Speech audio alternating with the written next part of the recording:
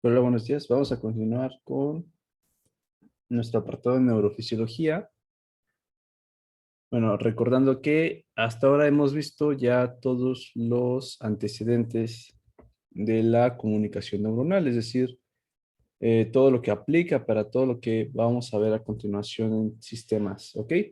Entonces, vamos a iniciar con la fisiología del sistema sensitivo. El día de ayer les compartí una grabación donde justamente se mencionan los principios generales por los cuales se rigen todos los sistemas sensoriales, es decir, el sistema visual, el sistema somatosensorial, sentidos químicos como el gusto, el olfato, ¿ok? Entre bueno, entre otros muchos sentidos. Ok, entonces estos principios generales, si aún no ven la grabación, es importante que la vean para que tengan pues un cierto antecedente. La sesión realmente no es complicada y es por eso que, bueno, eh, confío un poco en poderse dejárselas grabadas, ¿ok? Entonces, pues después de estos principios vamos a abordar cada uno de los sistemas sensoriales, iniciando por el sistema somatosensorial, ¿ok? ¿Qué es lo que vamos a ver hoy? La introducción a este mismo sistema y la fisiología del tacto. Entonces, solo para poner una idea previa a cómo vamos a estar abordando esto. Primero, imagínense para qué les sirven los sentidos a ustedes. Es decir, imagínense que cada vez que ustedes se despiertan, sienten inmediatamente pues, que están acostados. Cuando tienen frío, sienten pues justamente este cambio en la temperatura y es por eso que ustedes a lo mejor se tapan durante las noches para tratar de compensar la baja temperatura.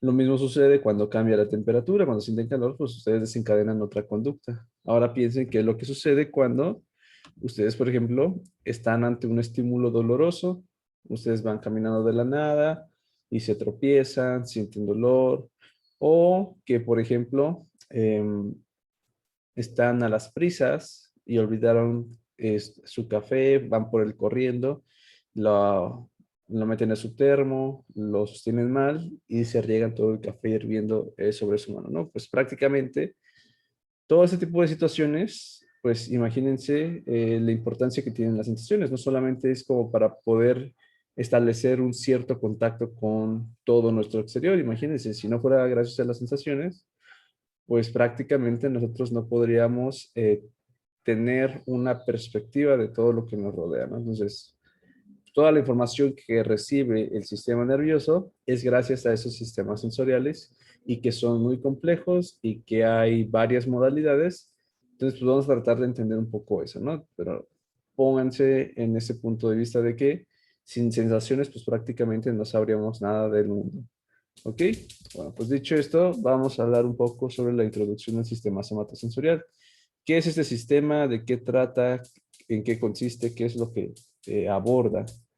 Bueno, pues el sistema somatosensorial, piensen que es todo el conjunto de sensaciones que vamos a recibir a partir de todo el cuerpo. Y a lo mejor se queda pues un poco generalista nuestra definición, pero para que pueda quedar todavía un poco más clara, piensen que son todas las sensaciones que no tienen que ver con los sentidos especiales, aquellos como la vista, el olfato, el gusto, ¿ok? Y nuestro sistema, por ejemplo, del equilibrio, el sistema vestibular. Todo lo que no sean estos cuatro, todo lo demás lo representa el sistema somatosensorial. Y como su nombre lo dice, soma viene de cuerpo, prácticamente es toda la sensibilidad que recibe nuestro cuerpo, ¿ok? Y que por origen embriológico, pues depende de todos sus componentes, de la inervación que se va a dar a partir de los somitas con el sistema nervioso periférico, ¿ok? Ahora, ¿de dónde vamos a sentir, pues, o vamos a recibir toda esta información? Vamos a recibir información, lo más característico es que es información superficial, todo lo que tenga que ver con el contacto de la piel. Es decir, cuando ustedes, por ejemplo, sostienen algo, pues saben que están recibiendo tacto, la temperatura la pueden sensar así, ¿ok? Y como que esto es muy clásico, pero también existen otras localizaciones que le competen a este sistema, como no es la parte profunda. Hablamos aquí, por ejemplo, de tejido celular subcutáneo, hablamos de músculos, articulaciones, tendones y prácticamente todo el sistema locomotor. Pero también recibimos información a partir de un origen visceral, es decir, todas las vísceras que se encuentran alojadas en nuestra cavidad abdominal y en la caja torácica también reciben información sensitiva, ¿ok? Y aunque pues parezca un poco sorprendente, también forma parte de ese sistema. Muy bien, entonces nosotros podemos recibir información desde estos tres sitios o desde tres tipos de clasificación. Ahora, el que yo reciba información no significa que yo siempre voy a darme cuenta de que estoy recibiendo prácticamente pues esta misma información. Es por eso que esta puede ser tanto de carácter consciente como de carácter inconsciente. Es decir, por ejemplo, cuando nosotros nos quemamos con algo, pues eso es consciente porque inmediatamente te das cuenta de eso. Y si todavía no queda un poquito claro qué es la conciencia, a grandes rasgos vamos a definirla como esa capacidad que tenemos para estar despiertos y darnos cuenta de nuestro ambiente y de nosotros mismos. Eso es la conciencia en pocas palabras. Entonces, hay varias sensaciones que son las que vamos a abordar hoy que son de carácter consciente. Muy bien, es decir, todo de lo que prácticamente nosotros nos podemos dar cuenta. Pero además incluye aquellas que no lo son. Y aquí, por ejemplo, la mayoría de estas sensaciones inconscientes son las sensaciones viscerales. Esas que se dan dentro de nuestro cuerpo, que sin embargo nosotros no estamos al tanto de qué es lo que sucede. No sé, pongamos alguna situación. Existen ciertos receptores en el tracto gastrointestinal que sensan distensión, por ejemplo. Y estos normalmente, pues no nos están dando información todo el tiempo como para que digas, ¿sabes qué? Tu tracto gastrointestinal tiene una buena peristalsis, tienes un buen tracto digestivo, el tránsito va bien, etcétera, etcétera. Pero a lo mejor cuando puede volver conscientes, cuando tenemos una obstrucción intestinal, se distiende de más la víscera y la distensión genera dolor, al menos en las vísceras internas. Entonces, hasta, a lo mejor, hasta ese momento, lo que era inconsciente, pues ya está siendo consciente porque pues, está generando un daño. Otra parte de sensación visceral, por ejemplo, los vasoreceptores, esos que sensan la presión arterial para estarla regulando constantemente, forman parte de las sensaciones inconscientes. Bueno, hay muchos tipos de estas sensaciones. En el caso del sistema nervioso autónomo, recibe la información en su mayoría por el sistema parasimpático, donde el nervio vago y glosofaringio, ¿ok? Pero también por parte del simpático, con algunas estructuras de nuestra cadena simpática pueden recibir esta información. Entonces, pues no hay que quedarnos nada más con la idea de que es todo lo superficial, todo lo que realmente podemos darnos cuenta, ¿no? Incluye sensaciones de las cuales nosotros a lo mejor ni teníamos eh, claro su existencia. Muy bien. Bueno, entonces, en lo que nos vamos a centrar en la sesión de hoy es en esta parte de sensibilidad superficial, ¿ok? Que incluye tacto, temperatura y dolor. La parte de la propiocepción son sensaciones más de carácter profundo. De entrada vamos a decir que esta propiocepción es la capacidad de darnos cuenta de nuestra posición, ¿ok? Respecto a nuestro ambiente. Es un término un poco complejo de entender porque es como que esa capacidad de darse cuenta que estamos aquí, que nos estamos moviendo, que estamos en reposo, ¿ok? Esa es la propiocepción, ¿no? Y si aún no queda claro, imagínense la siguiente situación. Ustedes, por ejemplo, cuando les tapan los oídos, les tapan los ojos y solamente tienen que depender de cómo por ejemplo, los estén guiando. Imagínense un juego infantil donde los están guiando, se tapan con una bufanda prácticamente todo. Entonces, el que ustedes, por ejemplo, los estén guiando, ustedes más o menos tienen una percepción espacial de dónde se localizan y hacia dónde están yendo. Aunque ustedes eliminen el resto de sensaciones, pues más o menos tienen una idea. Bueno, por ahí va la propiocepción, es darse cuenta de dónde me localizo, cómo es mi relación respecto al espacio y en otros sentidos, por ejemplo, del sistema vestibular, esto nos ayuda a mantener el equilibrio, pero al menos para el sistema somatosensorial nos ayuda a darnos cuenta de nuestra posición en reposo y también cuando estamos en movimiento. ¿Muy bien? Eso lo vamos a ver Si no nos da tiempo en esto, lo vamos a ver de todos modos en la parte de funciones motoras. Muy bien. Y por último, las sensaciones viscerales, pues bueno, estas no las vamos a incluir aquí, ya que tenemos un apartado para el sistema nervioso autónomo. Y ahí, pues como estas sensaciones principalmente le competen a ellos, pues ahí es donde lo vamos a abordar. ¿Ok? Entonces, pues nos vamos a enfocar en las sensaciones superficiales principalmente. Y en el caso de las sensaciones superficiales, o lo que vamos a ver, ¿qué es lo que va a incluir? Cuatro modalidades principalmente. ¿Ok? En la grabación previa ya abordamos el concepto de modalidad, que básicamente hace referencia a las distintas clasificaciones de sensaciones que podemos encontrar y que van a manejar cada uno de nuestros distintos sistemas sensoriales, ¿no? En este caso vamos a ver sensaciones táctiles, como lo es el tacto o el presión. Estas, por ejemplo, tacto, presión y muchas otras más, son a su vez submodalidades. Es decir, dentro de cada modalidad, que es como que la categoría principal de sensaciones, existen sensaciones específicas que pues se distinguen por ciertas cualidades, ¿no? Por ejemplo, tenemos el tacto, se distingue de la presión. No nos podemos imaginar, ¿no? Tacto es como a lo mejor que estés como que rozando tu piel, presión es como que justamente eso mismo, ¿no? Que estés aplicando una mayor fuerza sobre la superficie. De aquí mismo, pues pueden surgir otras más, como lo es la vibración, como lo es el aleteo, el cosquilleo, etcétera. Todo incluyen esas sensaciones táctiles. En segundo lugar, las sensaciones térmicas, que aquí, pues las dos grandes clasificaciones, sus submodalidades es frío y calor, aunque existen pues muchas otras más, como por ejemplo en el ámbito del frío, no es lo mismo un estado fresco a un estado helado, ¿no? Ahí cambia la sensación y en algún momento pues el frío se puede hacer incluso como anestésico, ¿no? Que no lo podamos percibir. Lo mismo sucede con el calor, o sea, podemos tener un ámbito como, no sé, ¿cómo se puede decir?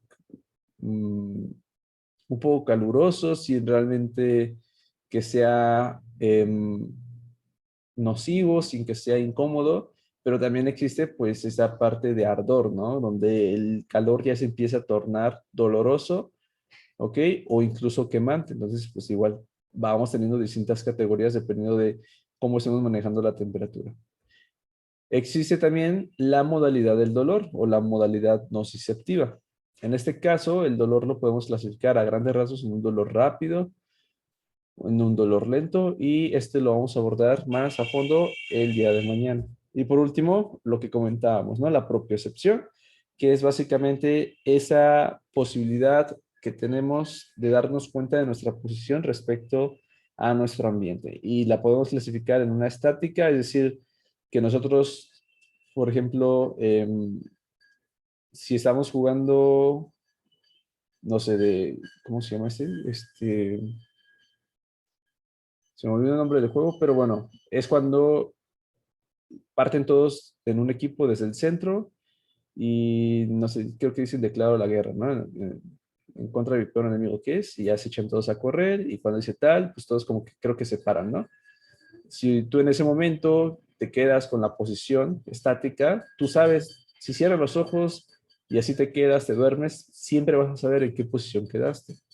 Y asimismo, también tenemos una propiocepción dinámica, que es la que nos ayuda en todo momento a saber cómo nos encontramos cuando nos estamos moviendo, ¿no? Entonces, esas grandes categorías son las que vamos a abordar y vamos a iniciar con las sensaciones táctiles. Muy bien. Bueno, pues dicho esto, ¿cómo vamos a estudiar a cada uno de estas modalidades? Primero, como cualquier sistema sensitivo, vamos a hablar un poco sobre los estímulos, las modalidades. Entonces, acuérdense que todo esto depende de los pasos de un arco reflejo que prácticamente nos hablan del funcionamiento del sistema nervioso central, ¿no? Entonces vamos a iniciar desde un estímulo, un receptor, una vía aferente y un centro integrador. Entonces, en primer lugar, pues vamos a hablar del estímulo y de los receptores, ¿ok? Vamos a ver qué receptores son específicos para tacto, para presión, para cosquilleo, para muchas otras situaciones, ¿muy bien? Una vez que tenemos el estímulo y el receptor, desde lo macro hasta lo molecular, pues ya nos pasamos con nuestra vía aferente, que en este caso es una vía sensitiva principal que se encarga de transmitir ese tipo de información al sistema nervioso central. Y por último, en la parte del centro integrador, aquí le vamos a cambiar un poquito el tema porque tenemos estructuras bien específicas. Y en este caso vamos a hablar de la corteza sensitiva que está asociada. Y por último, la correlación clínica, que pues ya saben que va para tratar de entender o aterrizar un poco más las ideas, ¿no? Entonces, así vamos a ver sensaciones táctiles, así vamos a ver sensaciones térmicas, así vamos a ver el dolor y así vamos a ver la propiocepción. Muy bien. Nuevamente, los 4 primeros pasos de nuestro arco reflejo. Los siguientes pasos, del 4 al 7, pues bueno, esos ya nos competen en el sistema motor y lo estaríamos viendo al finalizar toda la función sensitiva. Bien, pues después de esa introducción, pues ya vamos a poder entrar a cada uno de nuestros sistemas. ¿Muy bien? Entonces, en el caso de el tacto, los receptores que van a estar implicados son aquellos que sensan estímulos mecánicos y a estos los conocemos como mecanorreceptores. Mecanorreceptores hay en muchos lados, no son específicos para el sistema somatosensorial. ¿Ok? En ese caso les vamos a llamar mecanorreceptores para el tacto o tactoreceptores para más fácil. ¿Dónde más podemos incluir mecanorreceptores? Bueno, existen también en nuestro oído, por ejemplo, la audición, el sistema vestibular con el equilibrio. Esos sentidos también dependen de mecanorreceptores, pero son muy distintos. ¿Ok? Lo mismo sucede, por ejemplo, con esa parte que comentábamos de los que sensan la presión arterial, los baroreceptores, también son mecanorreceptores. Aquellos receptores que sensan la distensión de vísceras abdominales también son mecanorreceptores. Entonces, vamos a hablar de estos mecanorreceptores de forma global en su proceso, ¿ok? Pero vamos a hacer la distinción para lo que vamos a abordar desde el punto de vista superficial, ¿no? Todo lo que compete a la piel. Muy bien. Entonces, la clasificación estructural nos habla de que estos mecanorreceptores pueden ser encapsulados o no encapsulados. Los encapsulados, por lo general, tienen un tejido conectivo adyacente que lo envuelve y que le da una cualidad específica para poder sensar ciertos tipos de estímulo en comparación con otros receptores, ¿ok? Mientras que los no encapsulados, por su parte, no tienen esta modificación de tejido conectivo que los esté, pues, mejorando en su sensibilidad, pero que, pues bueno, van a tener ciertas propiedades, ¿no? Independientes. Ahora, por ejemplo, veamos acá. Su distribución no va a ser la misma distribución de estos mecanorreceptores en la piel lampiña, ¿ok? Que en la piel con vello. Y esto porque, pues bueno, en el caso de la piel lampiña, se supone que nosotros por evolución, pues fuimos justamente desarrollando esta parte donde el pelaje ya no es nuestro principal sistema sensitivo como lo pueden ser muchos otros animales, ¿no? Por ejemplo, yo creo que han visto documentales o han leído en algún sitio donde muchos roedores, por ejemplo, se guían por la parte de su vello, ¿sí? Por ejemplo, su vello. En el caso de los gatos, yo creo que se han dado cuenta, ¿no? A veces pueden sensar mucho por el simple pelaje. En el caso de roedores más pequeños, como son ratones, conejos y demás, utilizan mucho sus bigotes o sus vibrisas, que así se llaman, para poder orientarse en el espacio, para poder sensar un poquito más a fondo, desde cualidades nada más de rastreo en el ambiente o también como sensores a lo mejor de daño, ¿no? Entonces, pues muchos de estos tipos de pieles, pues, supuestamente hemos evolucionado para tratar de dejar ese tipo de sensaciones de ese tipo de receptores para tratar de especializarlos un poco más, ¿no? Y para esto imagínense la siguiente situación.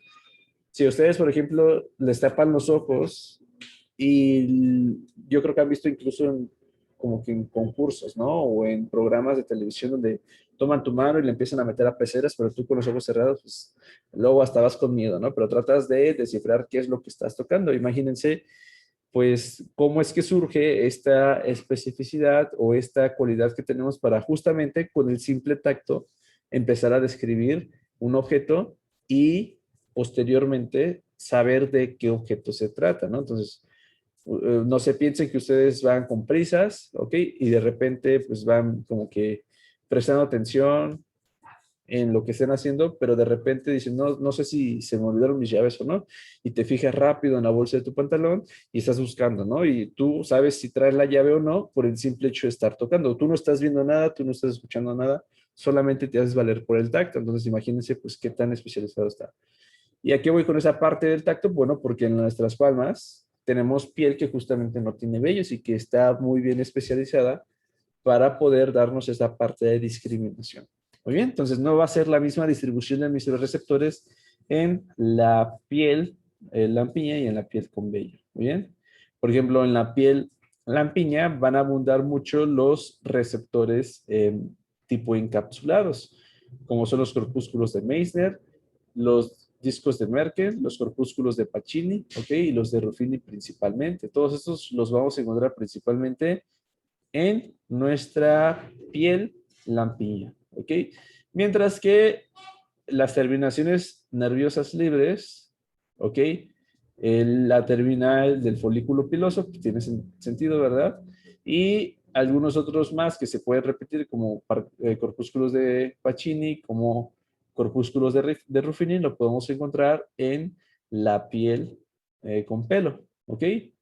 Ahora, en el caso de las terminaciones nerviosas libres, estas que vamos por acá, esas realmente, además de estar en todo tipo de piel, en todos lados, y son las que tienen una distribución más difusa en todo el cuerpo, también se pueden encontrar en estructuras más profundas, como lo pueden ser los músculos, los ligamentos, ¿ok?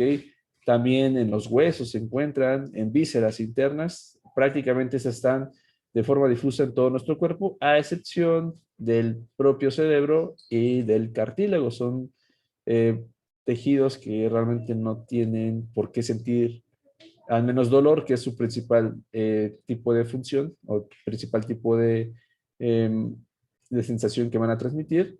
¿Ok? Pero pues de ahí en más, prácticamente cualquier sitio de nuestro cuerpo es un punto gatillo para desarrollar dolor. ¿Ok? Bueno, pues dicho esto, vamos a abordar las características tanto morfológicas como de especialización que podrían tener algunos de estos o los más importantes. Muy bien, vamos a iniciar con los corpúsculos de Meissner, acá abajo. Bien, esos corpúsculos de Meissner, siempre que vean corpúsculos significa que es encapsulado, ¿no? Para que no haya problema. Ya dijimos que esta parte encapsulada pues nos las da un tejido conectivo especializado que justamente nos ayuda a que la fibra nerviosa que está implicada dentro de este sea más sensible, ¿okay? O pueda responder de mejor forma a los estímulos mecánicos que justamente desencadenan toda la sensibilidad que estamos hablando. ¿Ok? La distribución en este pues es en ramillete, vean cómo está de forma muy difusa, pero hasta eso no está como que tan complicada, es como si fueran un ADN. Imagínense una molécula de ADN, como que en hélice, enrollada acá adentro. Muy bien. ¿Para qué me sirven los corpúsculos de Meissner? Su principal función es participar en el tacto fino discriminativo. ¿Ok? Ese tacto fino discriminativo es aquel que nos ayuda a rápidamente darnos cuenta de todas las cualidades de algún objeto que justamente nos llevan a que podamos distinguirlo y pues saber de qué se trata sin que tal vez otros sentidos estén involucrados, ¿no? Pero además nos ayuda a censar una parte de aleteo. El aleteo no es otra cosa más que vibraciones de baja frecuencia, principalmente aquellas que rondan de los 10 a los 50 ciclos por segundo, aunque podemos tener umbrales de los 2 a los 80. Muy bien. Ahora, en el video que les compartí, se habla un poco sobre los tipos de adaptación en cada uno de los receptores. Entonces podemos tener receptores de adaptación rápida, receptores de adaptación lenta. No voy a entrar a detalles solamente para recordar que los receptores de adaptación rápida o fásicos, ¿ok? Son aquellos que piensen que la situación inicial va a ser la siguiente. A lo mejor tengo mi palma de la mano y, por ejemplo, con un marcador, la situación inicial va a ser que voy a estar generando una presión continua. Entonces ahí está. Supongamos que yo hago esto durante 10 segundos. Un receptor fásico lo que va a hacer es que sensa en un principio cuando yo coloqué, en este caso, el marcador, y ahí deja de mandar información. Se adaptó rápido. Eso significa que una vez que entró el estímulo, ¿ok? Yo dejo de mandar información porque solamente me interesa saber los cambios de estimulación. Entonces, aquí, ¿qué es lo que va a censar? Cuando yo coloco, y ahí va a disminuir su mandada de información al sistema nervioso central. ¿Y cuándo va a volver a mandar información? Cuando yo retiro. Entonces, estos receptores fásicos siempre me ayudan a detectar cambios rápidos, ¿ok? En las estimulaciones. Y entonces, por ejemplo, imagínense ustedes esta situación de cuando ustedes quieren discriminar, o sea, saber qué es una estructura, necesitan de esta discriminación táctil para rápidamente adaptarme y que rápidamente pueda detectar estos cambios y por lo tanto darme esta especialidad en poder distinguir. ¿Ok? Entonces, por eso me ayuda. Aparte de lo que comentamos, ¿no? El aleteo, para esto imagínense la siguiente situación. Piensen que tienen una superficie que es como que de esos tipos retumbantes, ya sea una placa de algún metal. Si ustedes, por ejemplo, han tenido la oportunidad de agarrar un tambor, la parte de un parche de un tambor, ¿ok? O cualquier otra superficie que ustedes sientan que pueda retumbar, o a lo mejor su propio coche, no sé, vayan de la parte donde haya, no sé, una parte de puro aluminio, puro metal. Lo que ustedes harían, o más o menos la analogía sería que ustedes hagan como que percusión con sus propios dedos, la hagan así como si estuvieran percutiendo a algún paciente, pam, pam, pam, pam. Las vibraciones que se van a producir y que ustedes pueden sentir que son de bajos ciclos, eso es aleteo, ¿ok? Entonces, pues esa es la vibración de baja frecuencia. Muy bien. Ahora, ya dijimos que estos son receptores de adaptación rápida, que son fásicos, y aquí la mnemotecnia, para que no se les olvide, fásico suena como que a fast, y fast pues es rápido, ¿no? En comparación con los que son de adaptación lenta, que son tónicos. Bueno, ahí no hay ninguna mnemotecnia, nada más es pues, todo lo contrario, ¿ok? Bueno, entonces pues ya vimos los corpúsculos de Meissner. Vamos ahora con los discos de Merkel. Vean, esos, por ejemplo, no son terminaciones encapsuladas, pero su especialidad es que dependen de unas células epiteliales individuales que se llaman células de Merkel. Vean, esas son las células de Merkel y realmente las células son quienes sensan los estímulos mecánicos. Las células, más no la terminación como era acá. Entonces, estas células pues van a sensar ¿qué? Principalmente tacto fino, pero en comparación con un tacto discriminativo va a sensar principalmente un tacto fino continuo, ¿ok? ¿Cómo vamos a definir ese tacto fino continuo? Piensen que regresamos con el ejemplo, estamos con la palma de la mano, estamos con nuestro marcador, vamos a hacer, pues aquí vamos a colocar el marcador durante 10 segundos. En este caso, el disco de Merkel lo que estaría haciendo es, en todo momento, mientras estuvo aquí el marcador, estuvo sensando la información. ¿Ok? Entonces, al ayudarme a sensar el tacto continuo, ¿ok? Estoy hablando yo entonces de que se trata de un receptor de tipo tónico o de adaptación lenta. En todo este tiempo que estuvo aquí el marcador, no dejó de mandar información al sistema nervioso central de que justamente aquí está. Y bueno, esta cualidad, ¿para qué me puede ayudar? O sea, ahorita estamos a lo mejor con una parte muy técnica, ¿no? Pero ya transpolada a la vida real, como para qué me puede ayudar. Pues imagínense ustedes para qué querrían siempre estar recibiendo información a través del tacto. Bueno, pues justamente estos discos de Merkel nos ayudan a esa cualidad de distinguir texturas, de distinguir bordes, ¿ok? Porque siempre voy a estar mandando información. Entonces, mientras que, por ejemplo, con el tacto fino discriminativo rápidamente puedo eh, saber de qué se trata porque estoy sensando cambios rápidos en mi estimulación. Con un disco de Merkel siempre estoy recibiendo información. Entonces, eso, por ejemplo, no me ayuda para las texturas. Si ustedes, por ejemplo, no sé, les ponen tres tipos de tela, donde una tela es como que una brillosa y lisa, otra tela es como que tiene un poquito como de gamuza, de pelusa, y otra tela donde es un poquito más rasposa, más áspera, a lo mejor de forma inmediata no lo vas a saber, pero entonces tú estás pues prácticamente con la ayuda de tu tacto continuo para tratar de distinguir las distintas texturas, ¿no? Entonces para esto me ayudan demasiado pues estos discos de Merkel. Tanto los discos de Merkel como los corpúsculos de Meissner están muy concentrados en la piel lampiña y específicamente en nuestras palmas y también en las plantas de los pies, ya que justamente aquí se localiza la mayor densidad de receptores para poder distinguir lo que evolutivamente pues, nos han dado, ¿no? Toda la parte de los dedos, de los pulgares, pues justamente para desarrollar varias actividades. Muy bien. Los corpúsculos de Meissner, en el caso de la piel con pelo, no son tan abundantes, pero los de Merkel todavía podemos encontrarlos ahí. Muy bien. Ahora, todos estos, en el caso de estratos de la piel, tienen una distinta distribución también. Entonces, más o menos es algo que olvidaba mencionarles. En el caso de los corpúsculos de Meissner y Merkel, estos se encuentran en el en el estrato limitante de nuestra epidermis y nuestra dermis. Aquí es donde se localizan nuestros corpúsculos, en esta parte, entre la epidermis y la dermis.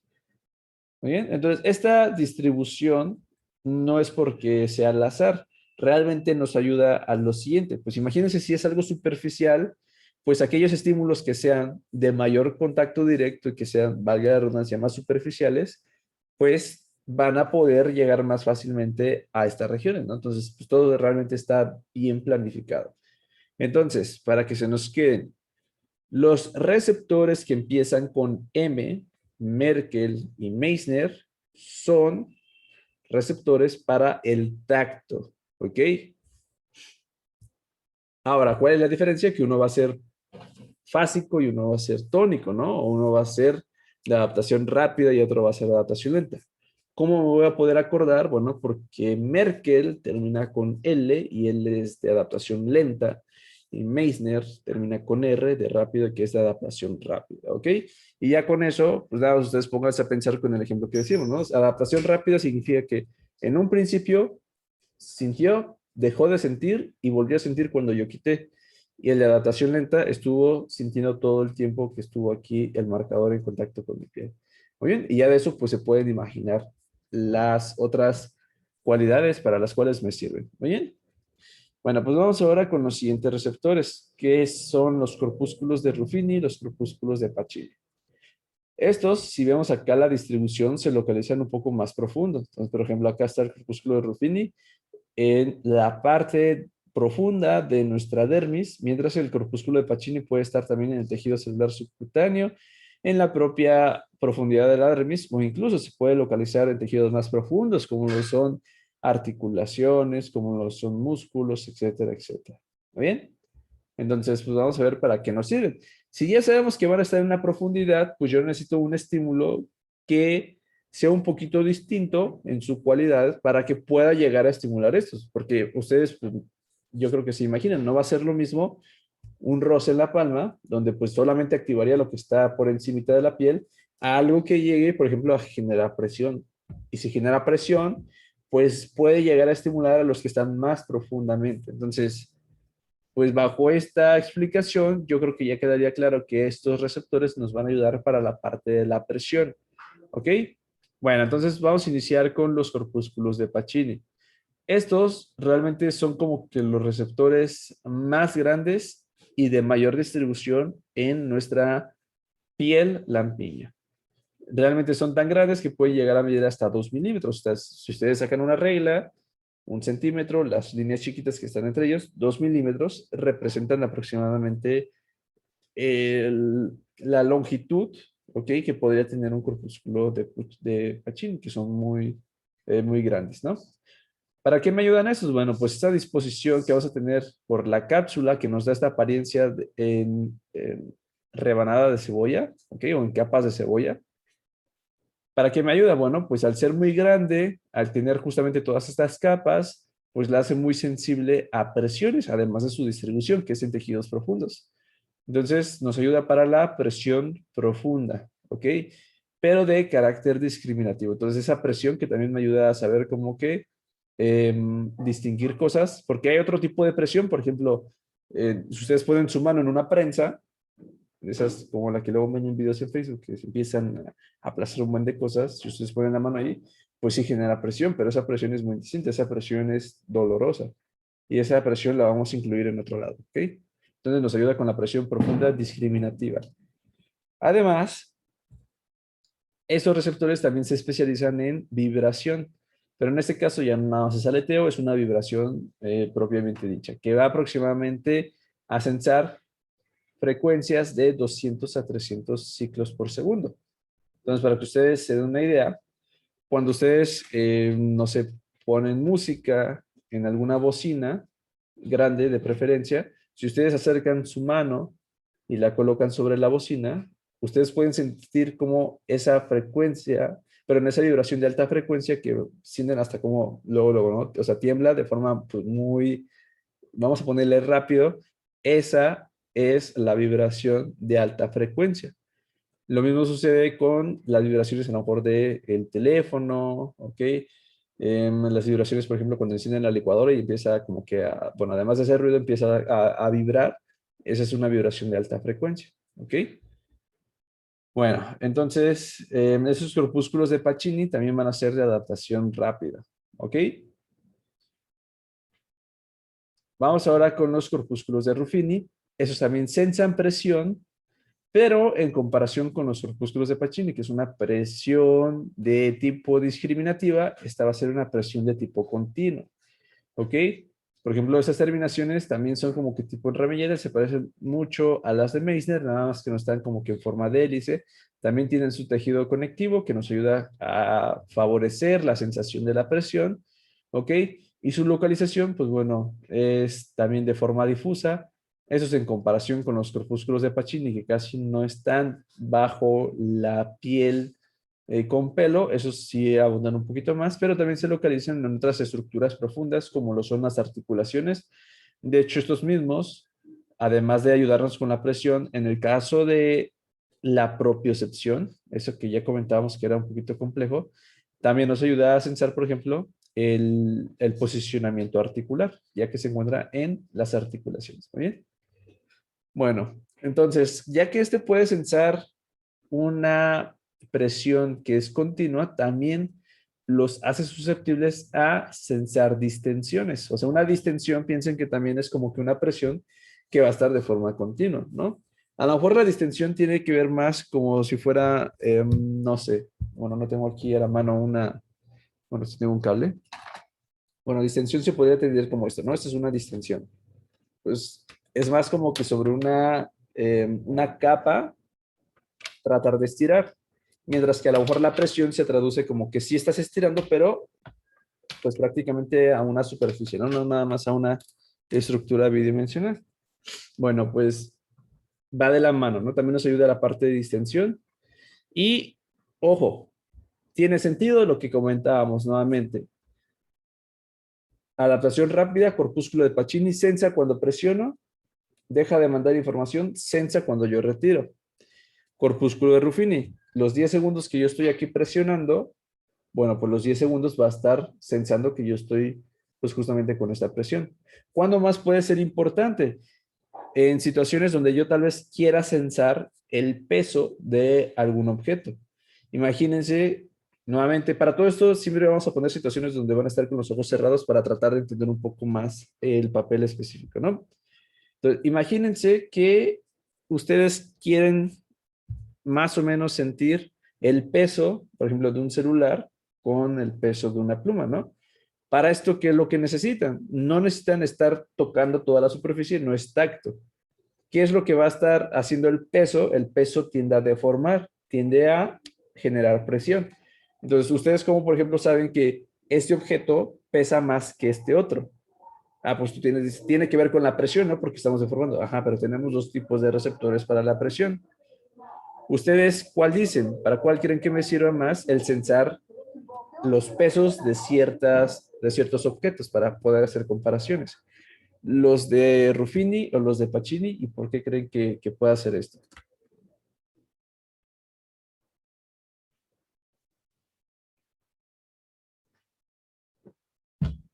¿Qué se imaginan?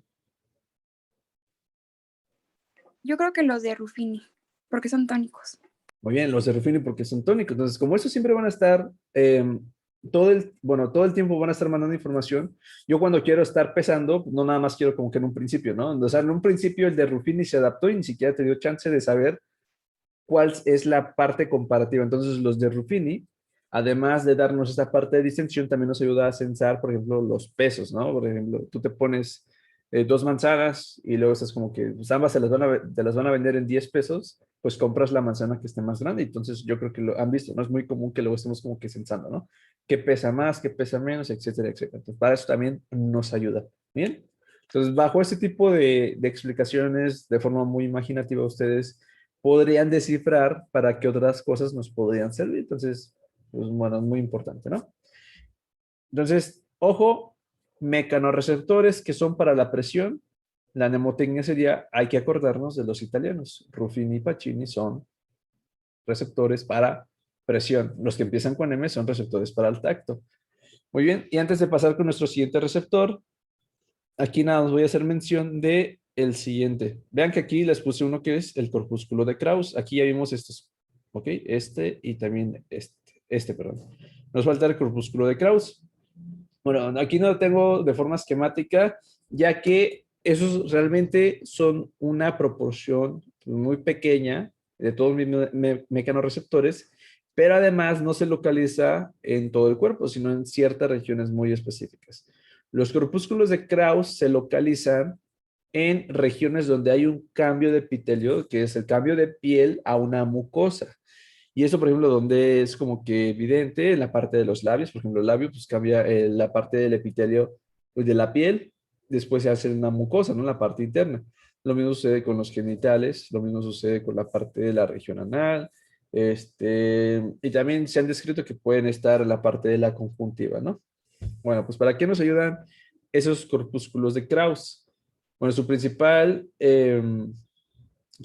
función es, uno, por un lado, participar en la parte de sensaciones sexuales, la parte de los genitales, y en la parte de los labios, pues bueno, justamente esta alta discriminación, ¿no? Realmente los labios son regiones muy, pero muy, muy sensibles, y yo creo que ustedes se han dado cuenta, ¿no? Como por ejemplo, si ustedes tratan, o al menos por esa plática, tratan igual de taparse los ojos y tratar de más o menos sentir ciertas texturas del alimento cuando ustedes empiezan a masticar, a morder y demás, o cuando ustedes, por ejemplo, se están colocando esta parte de algún labial o algún protector de la piel del labio, pues pueden sensar mucho, ¿no? Incluso también para la parte de besos y demás, sirven demasiado. Entonces, esos corpúsculos de Krauss son como que receptores, ¿ok? Y ahorita ustedes me van a decir, ¿no? Son receptores que se encuentran en esos cambios de epitelio, ¿ok? Que nos ayudan a sensar, pues, situaciones o, bueno, perdón, estímulos específicos, ¿no? Como los que ya comentamos. Ahora, si yo les preguntara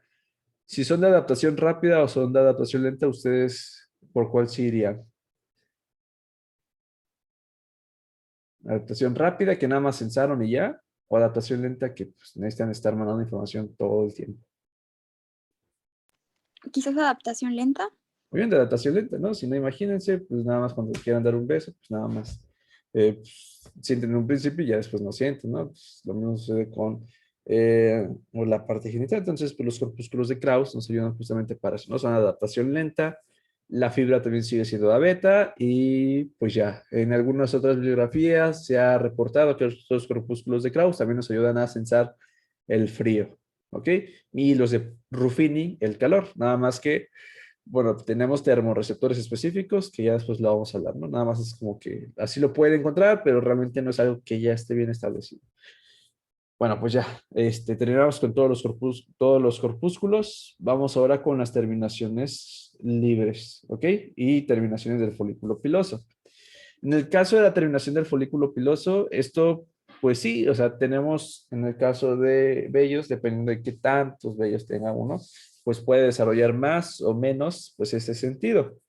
Piensen que, por ejemplo, o hagan el experimento, si ustedes están con otra persona para tratar de corroborar, nuevamente le tapan los ojos a esa persona, pues esta persona es capaz de que si ustedes quieren agarrar con una pluma un solo vello, la persona les va a decir hacia dónde lo está moviendo. O sea, aparte de sentir que se está moviendo ese vello, les va a decir hacia dónde lo están moviendo. Entonces, imagínense qué tan sensible son los vellos en respuesta a su estimulación. ¿Ok? Y por ejemplo, esos nos ayudan en sensar, pues sí, parte del tacto fino. Nos ayuda, por ejemplo, a principalmente pues en lo que no son las yemas, ¿no? O la parte de regiones que son lampiñas. Nos ayudan a sensar, por ejemplo, el principal forma de tacto, ¿no? Por ejemplo, los roces. Cuando ustedes aplican, por ejemplo, crema, están sintiendo, ¿no? Que están superficies porque se están activando pues varios de sus vellos, ¿ok?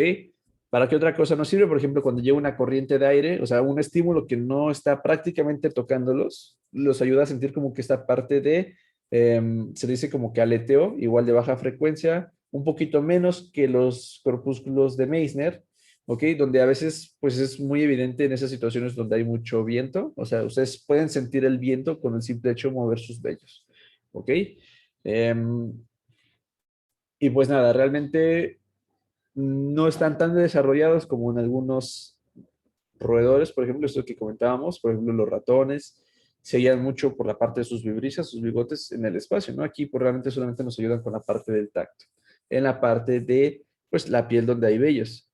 Ahora, existen varios tipos de receptores para terminaciones del pie. Tenemos a los receptores de tipo en espiral, de tipo terminaciones largas. Bueno, existen varias, ¿no? De 3 a 4 subdivisiones de terminaciones del folículo piloso. Por lo que no nos interesa tanto saber cuáles son, porque al final todos nos sirven para, pues prácticamente todas. Lo que sí es que aquí no podemos hablar de que las fibras todas van a ser iguales, como A beta en el caso de todas las que ya mencionamos, todas son A beta. Aquí pueden ser A beta, A delta o tipo C. Y acuérdense que a este tipo de nomenclatura nos referimos con los axones, ¿ok? Respecto a su diámetro, respecto a su mielinización, ¿ok? Y por último, pues estos son receptores de adaptación rápida, ¿no? Entonces, nada más sensan cambios de en estos, bueno, en su estimulación, ¿no? Ustedes lo pueden hacer nuevamente con el vello. Pues si ustedes lo mueven, ustedes pueden dejar de sentir que justamente lo están moviendo porque se adapta rápidamente. ¿Ok? Bueno, pues es una terminación igual que se va justamente a enrollar a lo ancho de un folículo piloso, más que nada en la parte donde este va a tener su origen. No, no piensen que va a ser hasta la punta del pelo, no, va a ser en la parte de su base. ¿Bien? Ahora vamos con otra terminación, pero que esta va a estar dispuesta en todas las regiones de mi cuerpo. Ya dijimos a excepción de el cartílago y a excepción de el cerebro, ¿no? Y que estas terminaciones libres, ¿ok? Van a estar distribuidas. Como son terminaciones, piensen que es una acción que genera varias terminaciones.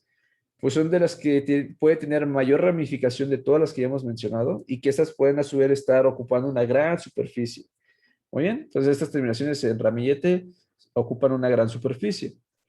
Estas terminaciones nerviosas libres, la verdad es que nos pueden ayudar a sensar varias cosas, pero en este caso, hablando de función de mecanorreceptor, me ayuda a sensar el tacto grueso, ok, ese tacto que es como que, también se le conoce como tacto grueso, tacto grosero, tacto burdo, tacto protopático, todos esos sinónimos que se le dan, ¿no? Ese tacto que sabes que genera disgusto, que puede generar una sensación incómoda, puede generar incluso dolor, ese es el tacto grueso. Y lo mismo sucede con la presión burda, ¿no? Ya mencionamos, no es lo mismo, es una presión nada más que está a lo mejor aquí, dices, ah, pues no hay problema, pero si a lo mejor la presión es con un objeto un poquito más, más puntiagudo y con mayor fuerza, ya puede estar generando un poquito como que de disgusto, ¿no? Esa es la presión burda, aquella que ya te está generando una sensación desagradable e incluso dolorosa, ¿ok? Y que nos está hablando de que pues es potencialmente dañina, porque puede en algún momento,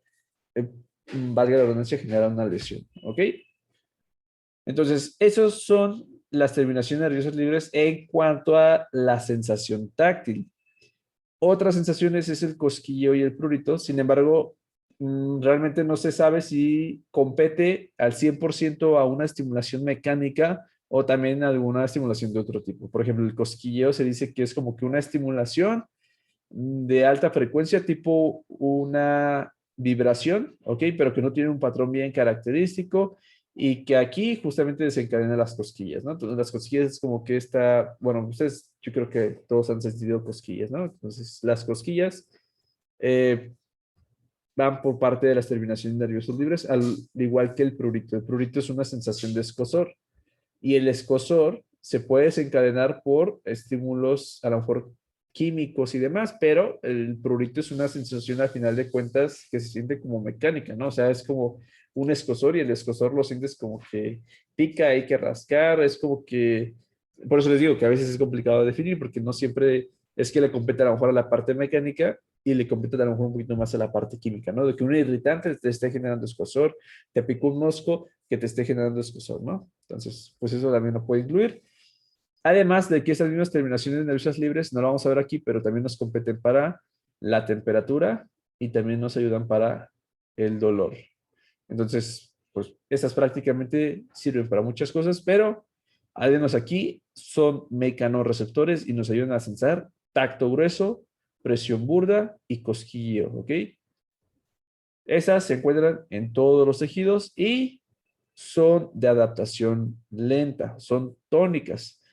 Estas, por ejemplo, no me conviene que se adapte porque si es un estímulo que me va a generar un daño, imagínense qué pasaría si en 10 segundos que va a estar aquí este estímulo dañino, yo senso en un momento que llegó, pero a lo mejor no es el primer segundo y los 9 segundos restantes ya no manda información. Pues si este es un estímulo que suele generar daño, pues imagínense los 9 segundos donde yo no voy a mandar información, pues a lo mejor ya está, me está ahora sí causando una lesión, ¿no?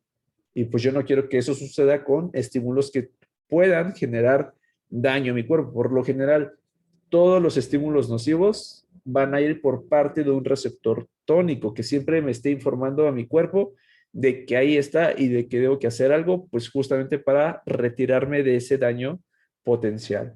¿Ok? Las fibras que pueden estar asociadas son fibras tipo C y fibras tipo A delta, en comparación con el resto de receptores que fueron de tipo A beta. Muy bien, entonces, con estos dos últimos receptores, los vamos a terminar con estos receptores. Aquí, por ejemplo, son terminaciones. Las terminaciones vamos a dejarlas así. Las terminaciones pueden ser fibras tipo A delta o tipo C, para que no se nos olvide, a excepción de la terminación del folículo, que unas pueden ser A beta, ¿no? Pero de forma global son fibras tipo A y tipo C, ¿ok? Vean que en cada caso, en cada comparación tenemos siempre un tónico y uno fásico. Pues bueno, las terminaciones también no son la excepción. Terminación del folículo es un receptor fásico, se adapta rápidamente, mientras que un estímulo que suele ser dañino, pues no me conviene adaptarme rápido. Entonces son tónicos. Muy bien, terminaciones nerviosas. De hecho, esta se llama terminación nerviosa libre, ¿no? Son tónicos. Muy bien. Bueno, pues una vez descritos los receptores y los principales estímulos, vamos a ver cómo es que realmente se está generando la respuesta. Es decir, vamos a hablar del proceso de transducción sensitiva.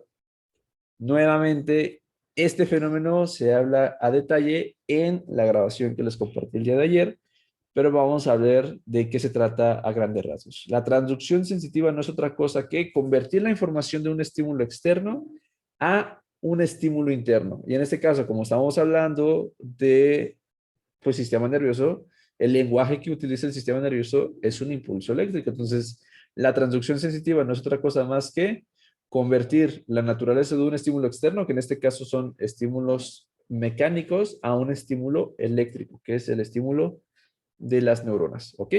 Entonces, pues vamos a tener la siguiente secuencia aproximadamente. Un estímulo llega a mi receptor, ¿ok? Y el receptor ya dijimos que manda la información a través de la neurona aferente o la vía aferente. Bueno, la transducción es un proceso que le compete al receptor. El receptor va a transformar entonces la naturaleza de este estímulo a un estímulo eléctrico, que es el potencial de acción.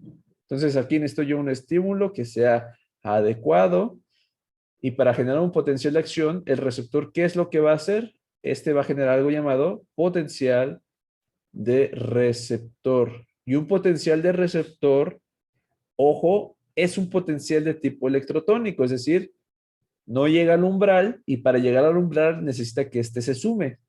Un potencial de receptor es una respuesta graduada, por lo tanto, la intensidad de este potencial de receptor va a depender de la intensidad del estímulo. Por ejemplo, acá con un corpúsculo de Pacini piensen que va a depender del grado de presión. Piensen que, por ejemplo, bueno, vamos a poner acá, vean estas tres distintas situaciones y voy a poner acá con ejemplo mi mano, ¿no? La presión. Bueno, imagínense que en un principio, pues yo coloco el marcador sobre la palma de la mano, pero a lo mejor no estoy sintiendo presión, pero ahí está. Es decir, solamente se genera potencial de receptor, pero como la intensidad es baja, pues no llega a generar potencial de acción, no se suman. Sin embargo, mientras yo empiezo a generar mayor presión, mayor intensidad se está generando. Entonces, acuérdense que como es graduada, puede generar sumaciones de dos tipos, ¿no? Una sumación que sea temporal con la misma, el mismo sitio de estimulación o una estimulación que sea de tipo espacial, ¿no? Donde se activen aún más receptores. Entonces, por ejemplo, una mayor intensidad en la presión haría que se sumen más potenciales de receptor y que lleguen al umbral y se dispara el potencial de acción. ¿Ok? Lo mismo sucedería si es que, por ejemplo, yo sigo deformando aún más. Si yo sigo deformando aún más, ya no nada más está activando el sitio inicial donde toqué, porque ahora estoy generando una depresión en la piel que va a actuar con receptores adyacentes. Entonces yo estoy activando más receptores y aquí la sumación entonces sería más de tipo sumación espacial, ¿no? Se están activando más. Bien, entonces, ¿dónde se genera el potencial de receptor? En la terminal especializada. En este caso, para los corpúsculos, siempre va a ser en la región donde esté confinada dentro de nuestro tejido conectivo que está envolviendo. ¿Ok?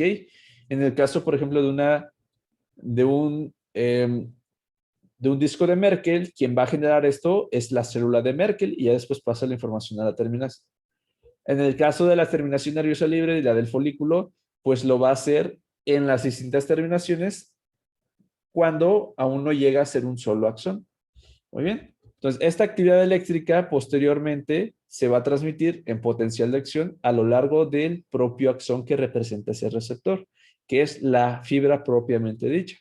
Entonces, aquí se genera potencial de acción porque en los nodos de Rambier, de hecho en nuestro primer nodo de Rambier dijimos que tenemos una alta densidad de canales de sodio voltaje dependientes. ¿Ok? Y pues como ya tenemos canales de sodio voltaje dependientes, estos generan potenciales de acción, por lo que hemos visto.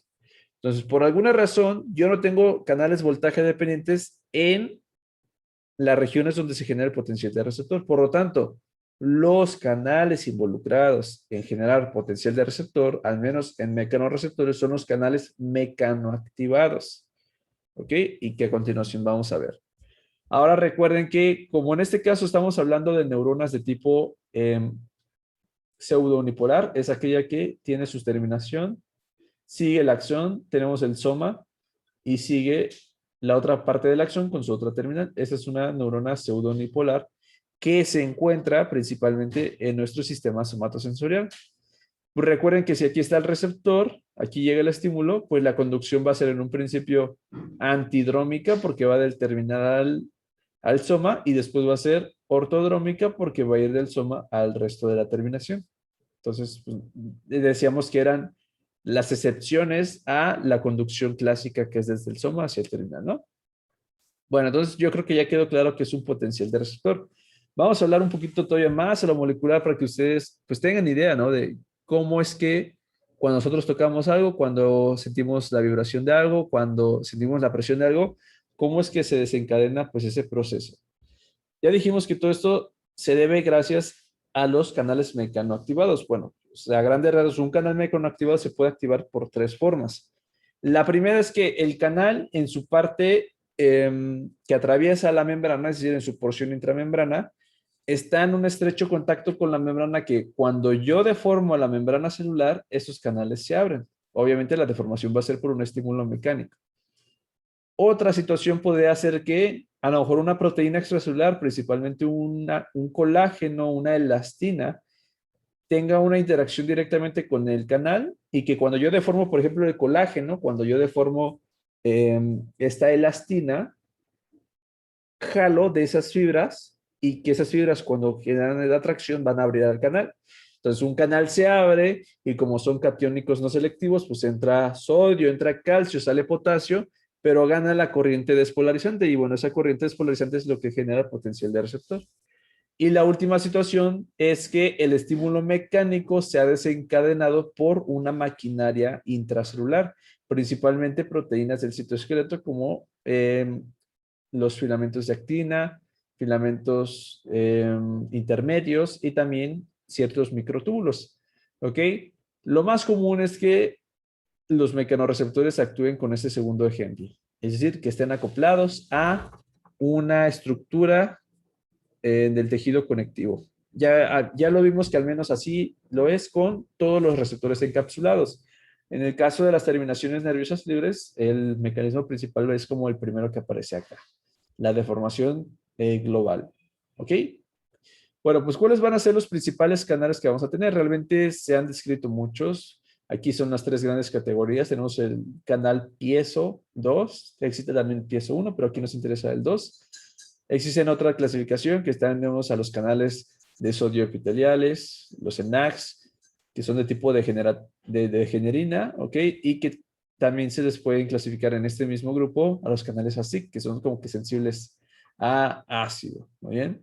Y por último tenemos a los canales tipo TRP, que significa potencial de receptor transitorio, ¿ok? Y que los más relevantes destacan estos, los tipo C.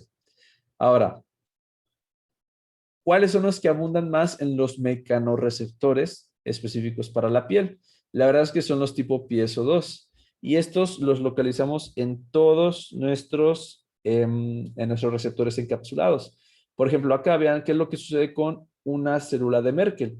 La célula de Merkel es realmente quien está actuando como el receptor, más no la terminación. Entonces vean acá, la presión, ¿qué es lo que va a hacer? Abre un canal piezo que está acoplado con proteínas, vean, de extracelulares. Hace que se abra el canal, genera una breve despolarización que se llama potencial de receptor, ¿verdad?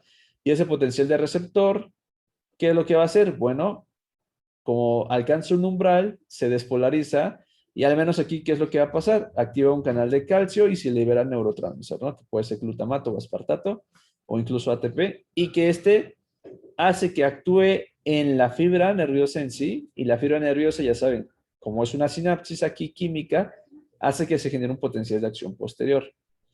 Esto solamente aplica para los discos de Merkel, donde tengo una célula accesoria. Para el resto de receptores dijimos que, pues vean, es la misma fibra nerviosa que tiene una zona especializada, ¿no?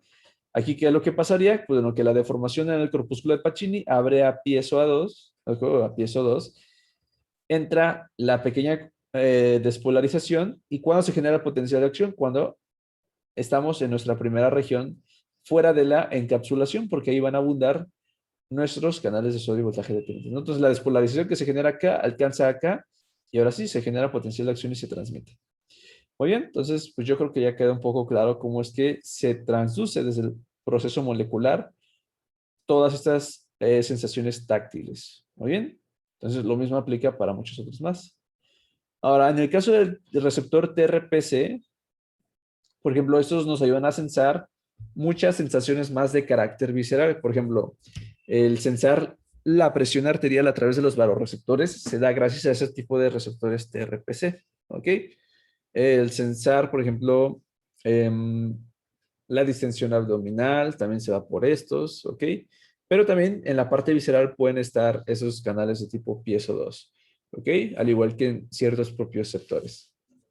¿Ok? Entonces, pues de aquí el más importante, piezo 2. Bueno, pues una vez que ya vimos el receptor, su transducción, ya vamos con el siguiente paso, que sería tratar de descifrar la información a través de la vía, ¿no? Entonces, pues vamos a hablar de la codificación sensitiva. La codificación no es otra cosa más que la información que voy a transmitir en todo este sistema sensorial. Y la información no nada más incluye lo que mencionábamos, que pues que sea un tipo de sensibilidad específica, ¿no? Que sea tacto, presión, vibración, etcétera, etcétera, etcétera. Va un poquito más allá. La codificación sensitiva, piensen que es ese lenguaje que manejan las neuronas. Piensen que ellas nada más generan potenciales de acción y ya. Entonces, a lo mejor, ¿cómo un potencial de acción me puede informar cuándo es, no sé, tacto? ¿Cómo un potencial de acción me puede informar cuándo es presión? ¿Cómo es que un potencial de acción me puede informar cuándo es de temperatura o dolor? ¿Cómo podemos discriminar entre estos tres si el mismo lenguaje aplica para todos estos? Realmente es que la codificación sensitiva, y nuevamente esto lo explico un poco más a fondo en la grabación, consiste, uno, de la propiedad del receptor. Es decir, dependiendo de su tipo de adaptación, si es adaptación rápida, adaptación lenta, nos da un código como si fuera un código Morse, ¿no? Por ejemplo, pues sí está bien que genero yo potenciales de acción, pero a lo mejor, no sé, en lenguaje de neuronas sensitivas, dolor significa, y no sé, haciendo alusión con ruido, para que pueda quedar un poco más claro, a lo mejor dolor significa esto. Y no sé, tacto puede significar esto, ¿no? Y a lo mejor vibración significa esto. Bueno, entonces, todos esos son potenciales de acción o piensen que son análogos esos ruidos a potencial de acción. La única diferencia es que para crear este lenguaje, desde saber qué sensación es, desde dónde viene, qué tan fuerte es y demás, todo depende de la frecuencia de disparo y de la localización anatómica de la vía, es decir, hacia dónde se dirija y demás. Muy bien, entonces a eso se referencia la codificación sensitiva. Tratar de explicar cómo es que las neuronas van a manejar el lenguaje para todas estas cualidades que estamos mencionando. Muy bien, y una de ellas es el campo receptivo. Por ejemplo, cómo yo puedo distinguir entre un estímulo que va a ser en la palma de mi mano a un estímulo que puede ser en la parte de mi espalda, ¿no? Entonces, el campo receptivo no es otra cosa que la región inervada a la cual va a responder un receptor cuando se estimula esta región, ¿ok? Ese es un campo receptor y que le compete justamente a cada uno de los receptores. Entonces hay campos receptores grandes, hay campos receptores pequeños, dependiendo de la especialización del receptor involucrado. Por ejemplo, vean acá, si tomamos desde el punto de vista macro de cuál es la ascensión, perdón, cuál es la región de nuestro cuerpo que tiene los campos receptores más pequeños, vamos a ver que esos se encuentran en nuestros dedos, ¿ok? En los labios y en general en toda la cara, ¿ok? Y esas son regiones entonces que tienen campos receptores muy pequeños. Y entonces, ¿para qué yo quiero un campo receptor pequeño? Pues imagínense la siguiente situación. Piensen que cuando yo quiero hacer una discriminación entre un estímulo, por ejemplo, y para esto pueden imaginarse la prueba de discriminación que consiste más o menos en un compás. Piensen que tienen un compás. Bueno, yo lo voy a hacer con dos marcadores. No se piensen que eso es un compás, ¿no? Piensen que, por ejemplo, ustedes van a hacer el experimento de discriminación entre dos puntos. Este ejemplo lo pongo también en la grabación. Piensen que ustedes van a tratar de descifrar cuál es la distancia mínima para que ustedes puedan sentir dos puntos, obviamente con los ojos cerrados. Se van a dar cuenta que, por ejemplo, en la punta de los dedos, la distancia es mínima. Ustedes pueden sensar estos dos puntos a distancias muy, pero muy, muy cortas. Pero si ustedes quieren, con esta misma apertura que a lo mejor funciona con sus dedos, y aquí nada más es para que lo vean, pero es todavía muy grande para la punta de, y más del dedo índice, piensen que ustedes quieren hacer esto mismo, pero en su espalda. Y si los dos puntos, por ejemplo, las dos puntas las colocan al mismo tiempo sobre la espalda, bueno, su espalda no va a decir que son dos cosas que los están picando, va a decir que lo siento como una misma. Y esto significa que, por ejemplo, tengo un campo receptor más grande a nivel de la espalda, donde esta distancia, por ejemplo, está activando a un solo receptor, a un campo receptivo, en comparación con campos receptores pequeños que cuando yo, pues justamente hago la prueba de discriminación, estoy activando distintos campos receptores. Muy bien, entonces, creo que ya queda un poco más claro. Entonces, para que yo pueda discriminar algún estímulo, es decir, ser muy, muy minuciosos, realmente necesito dos cosas. Uno es que tenga campos receptores pequeños y dos, que genere algo que se llama inhibición lateral. Y eso sí, queda en la grabación, ¿no? Al menos ahorita no tiene tanta relevancia mencionar. Entonces, con estas dos cosas yo puedo discriminar muy bien estímulos y la mayor zona de discriminación se encuentra nuevamente en las manos, en los dedos, y dentro de los dedos, pues todavía hay dedos que son todavía más sensibles, ¿no? Por ejemplo, el dedo índice, por excelencia, es el dedo más sensible que tenemos. Entonces, con este dedo, pues ustedes yo creo que lo han visto, ¿no? Desde personas que no se especializan tanto en sus actividades cotidianas, yo creo que siempre el índice lo utilizan como para sensar superficies, texturas, tratar de descifrar qué cosas son, ¿no? Y por ejemplo, una persona que es ciega y que para leer necesita todo el sistema de braille, ¿ok? Pues bueno, se guía mucho con su dedo índice, está muy desarrollado. Lo mismo sucede con la parte de la cara. La cara es muy sensible desde el punto de vista, pues, de que nos ayude a localizar a lo mejor una sensación que puede ser potencialmente dañina, ¿no? Y si todavía no queda claro esto, pues imagínense qué sucede cuando les va a picar un mosco y si el mosco les llega a picar en la cara, yo creo que así hasta le dan, ¿no? Lo pueden matar. Pero si el mosco les va a picar en la espalda, luego ni siquiera la atinan porque esta disposición que tenemos con los campos grandes, ¿no? Bien, si nos vamos un poco ahora a los campos receptivos para los principales receptores que hemos comentado, que son los receptores táctiles y los de presión, pues vamos a ver que, por ejemplo, los receptores con campos receptores más pequeños son los discos de Merkel. Los discos de Merkel tienen el campo receptor más pequeño de todos los receptores táctiles. En segundo lugar, los de Meissner, y los receptores con un campo receptor muy, pero muy, muy grande, en general son los de presión, pero aún más es el corpúsculo de Pacini. Realmente, por ejemplo, acá ponen, ¿no? La situación. Aquí vean, aquí se encuentra el corpúsculo de Pacini y vean que si ustedes generan aquí la presión, vean cómo se activa toda esta región de la palma. O sea, es muy, muy amplia. Mientras que un disco de Merkel, justamente donde ustedes están estimulando, ahí es su campo y ya, no se extiende mucho. Entonces, vean más o menos la especialización. ¿Ok? Entonces, ustedes ya tienen de entrada qué receptores les ayudaría mucho para discriminar muy bien pues cierta información, ¿no? O sea, ya hemos visto que depende mucho del campo receptor, ¿no? Pequeño. Y ahora súmenle, dependiendo de la situación, si ustedes quieren adaptarse rápido o lentamente, pues se van con los receptores para el tacto. Muy bien. Ahora, si yo les preguntara, una persona que es ciega y que para leer necesita todo el sistema de braille, ese tipo de escritura donde son como que prominencias sobre una superficie, ¿ok? Y van colocando pues varios puntitos, yo creo que lo han visto. ¿Ustedes qué dirían? En esa persona, ¿qué receptor va a estar bien desarrollado? ¿O cuál va a ser el que más le ayude? ¿Cuál de estos cuatro?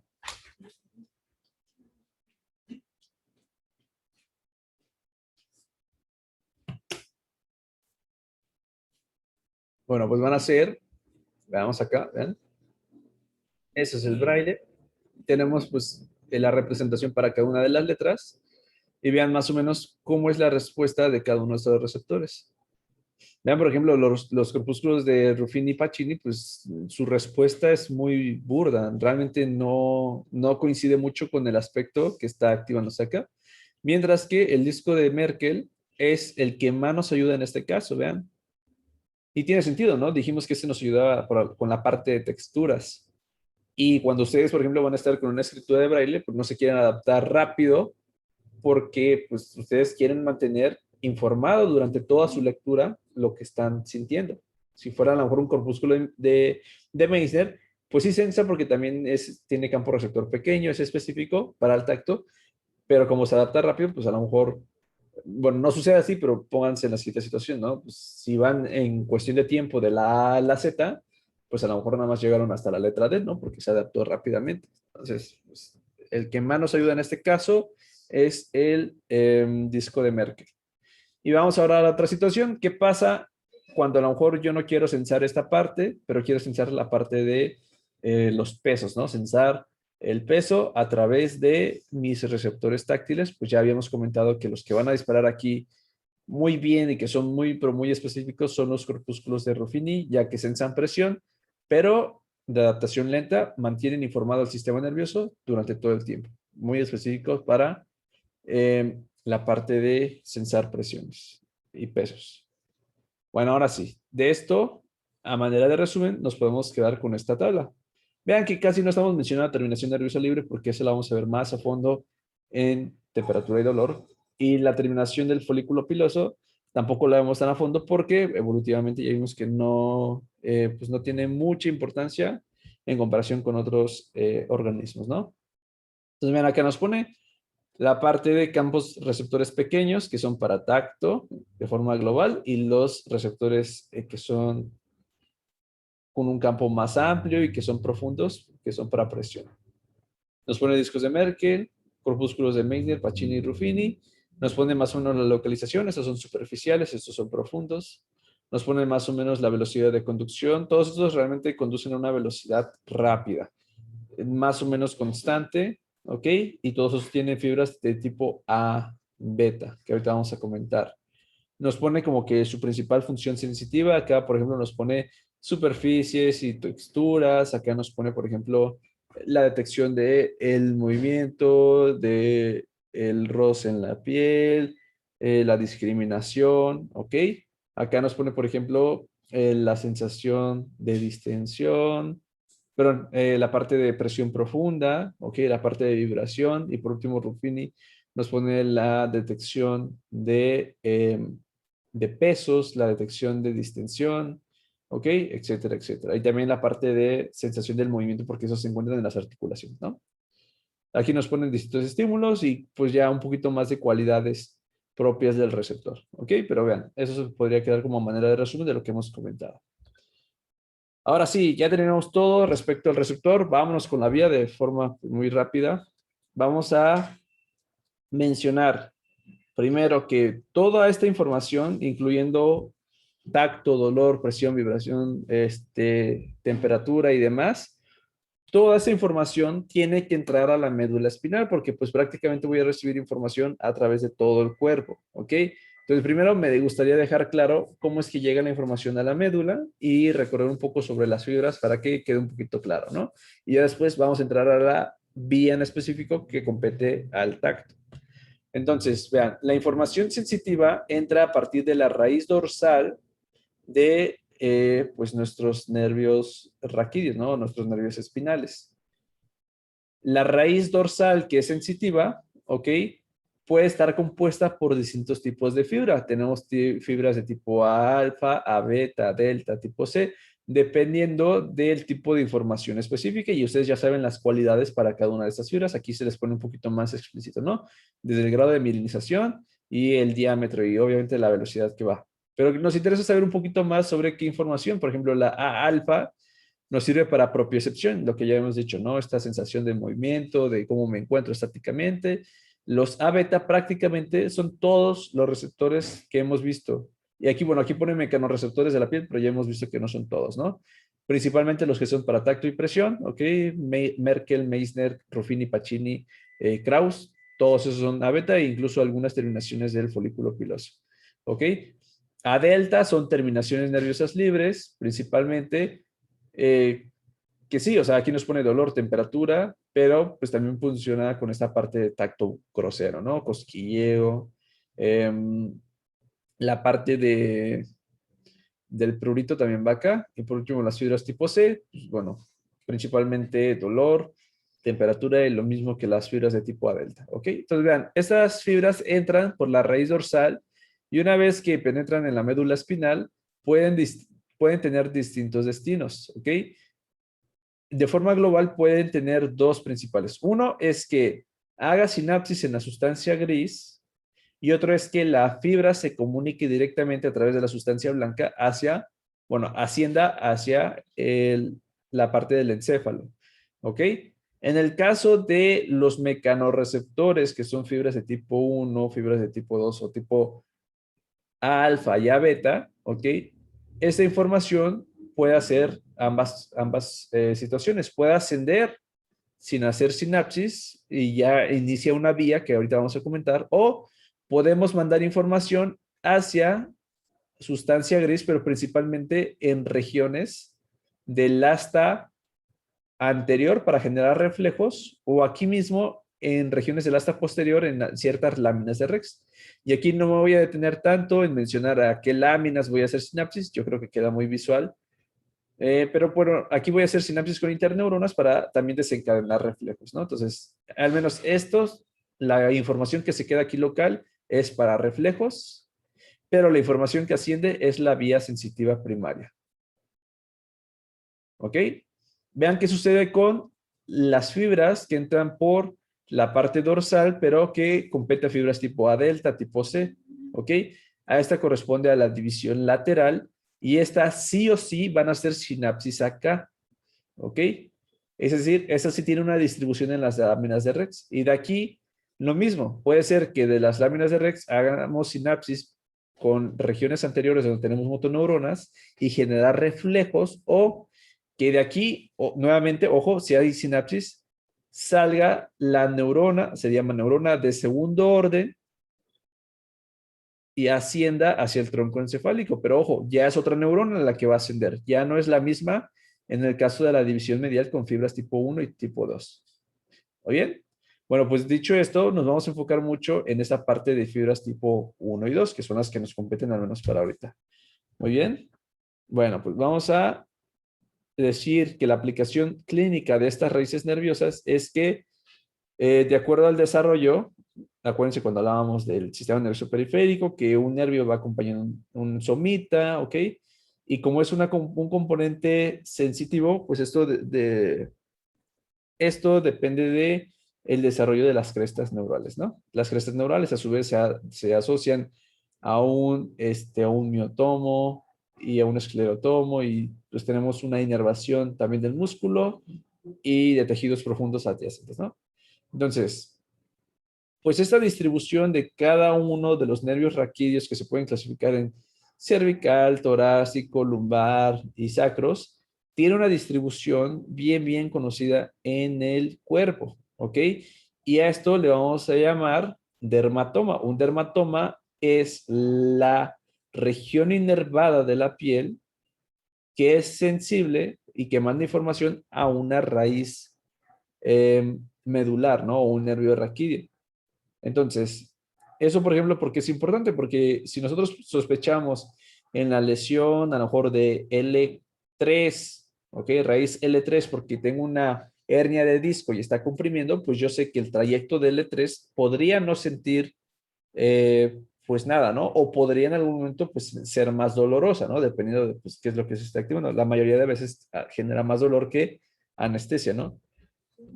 Y entonces, pues vean más o menos la distribución que tenemos acá. Veamos, por ejemplo, la parte cervical se corresponde a la parte posterior del cuello, ¿ok? Y de la cabeza, pero también a los miembros superiores. La parte torácica también está implícita en la parte del miembro superior, pero está más en la parte, pues, del tórax, valga la redundancia, y un poquito en la parte abdominal. Mientras que la parte lumbar se extiende a miembros inferiores, así como la parte sacra. Entonces vean que en cada región pues tenemos una raíz nerviosa específica, ¿no? Lo mismo sucede con la cara, nada más que en la cara ya no son raíces nerviosas, aquí es gracias a el nervio trigémino y que pues por sus tres ramas pues nos da la inervación de las tres regiones de la cara. Muy bien. Si a lo mejor aquí se ve un poco complicado, vean, de que no coinciden bien las líneas y demás, que una se va para abajo, etcétera, etcétera, piensen que todo eso tiene un desarrollo embriológico y que nosotros evolutivamente pues éramos cuadrúpedos pues para que luego a lo mejor se puedan acordar un poco más o tratar de entenderle. Piensen en como si fuera a lo mejor, no sé, traten de que ustedes adopten la posición de un cuadrúpedo y más o menos así va a quedar el dermatoma.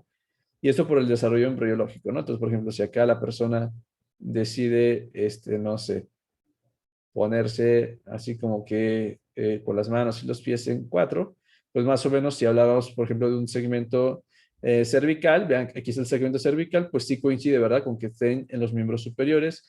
Una parte lumbar y sacra, pues sí coincide que estén con miembros inferiores y pues acá sí coincidiría la parte torácica, ¿no? Vean acá más o menos. Entonces, eso nos ayuda demasiado en la valoración de en el ámbito clínico. Otra cosa es que si nosotros por alguna razón lesionamos una raíz, no es que se pierda completamente la sensación en esa parte, ya que existe superposición. Por ejemplo, si yo lesiono T10, la corto, no es como que ya no vaya a sentir esta región de T10. Entre T9 y entre T11 puede compartir esta región de sensibilidad, entonces está superpuesta si no pasa nada. ¿Cuándo puede venir un problema? Cuando yo secciono tres segmentos adyacentes. Ahí sí, por ejemplo, si corté de T9 a T11, pues toda esta parte de plano sí no va a sentir pues nada, ¿ok? Ahora sí, ya vamos con la vía. Para terminar, y creo que si vamos bien en tiempo. Para transmitir la información, la principal vía que vamos a tener es la vía del cordón posterior, y aquí le falta algo que se llama lemnisco medial, ¿ok? ¿Qué información transmite esta vía? tenemos al tacto fino discriminativo, la presión discriminativa, la vibración y el aleteo, y la propiocepción consciente. Y ojo acá, eso lo estamos agregando porque eso no lo vimos. Pero también incluye la propiocepción consciente, que es esa, nuevamente, la sensación de mi cuerpo, o sea, de mi posición corporal respecto al reposo y respecto al movimiento, ¿no? Entonces, esto va por propioceptores, pero también se incluye en esta vía. ¿Muy bien? Principalmente estamos hablando de fibras de tipo A beta, con estas con esas tres principales modalidades en un inicio, y fibras de tipo A alfa con la propiocepción consciente, ¿no? Pero piensen que todo eso forma parte del sistema medial. Bueno, pues para cada una de estas vías vamos a hablar de tres neuronas de orden. Y estas neuronas, pues bueno, van teniendo distintas localizaciones, ¿no? Entonces, pues ¿cómo vamos a estudiar cada vía? Dependiendo de las tres neuronas que vamos a considerar, ¿ok? ¿Qué me interesa de cada neurona? En especial, ¿de dónde a dónde va? Uno es el origen y el destino, y en algunas situaciones el trayecto. Y no siempre, porque pues bueno, vamos a atravesar varias estructuras del sistema nervioso central y pues sí está bien difícil que nos aprendamos todas las regiones que ya de por sí está bien difícil en neuroanatomía, ¿no? Pero que sí nos llevemos cuál es su origen, cuál es su destino y si es que valdría la pena considerar algo en su trayecto. ¿Muy bien? Entonces vamos a iniciar con la neurona de primer orden. La neurona de primer orden, esta surge desde el receptor, ¿ok? Es la misma neurona que es el receptor. Esa neurona que decíamos que era la pseudounipolar, acuérdense que tiene su cuerpo celular en el ganglio sensitivo de la raíz posterior. ¿Ok? Acá está su ganglio sensitivo. Y vean, esta neurona asciende en la sustancia blanca directamente y llega hasta el bulbo. Llega a los núcleos del cordón posterior, así lo vamos a llamar. Entonces ya tenemos el origen y el destino. Se originan desde el receptor, es decir, desde la piel, y llegan hasta el nivel del bulbo, el bulbo inferior, en los núcleos del cordón posterior. ¿Ok? Bueno, hasta aquí esto es la forma global. Y vean que en todo el trayecto siempre ha sido del mismo lado, entonces es ipsilateral. Muy bien. Ahora imagínense qué tan larga puede ser una neurona, bueno, ese axón. Piensen, por ejemplo, en un receptor del dedo gordo del pie.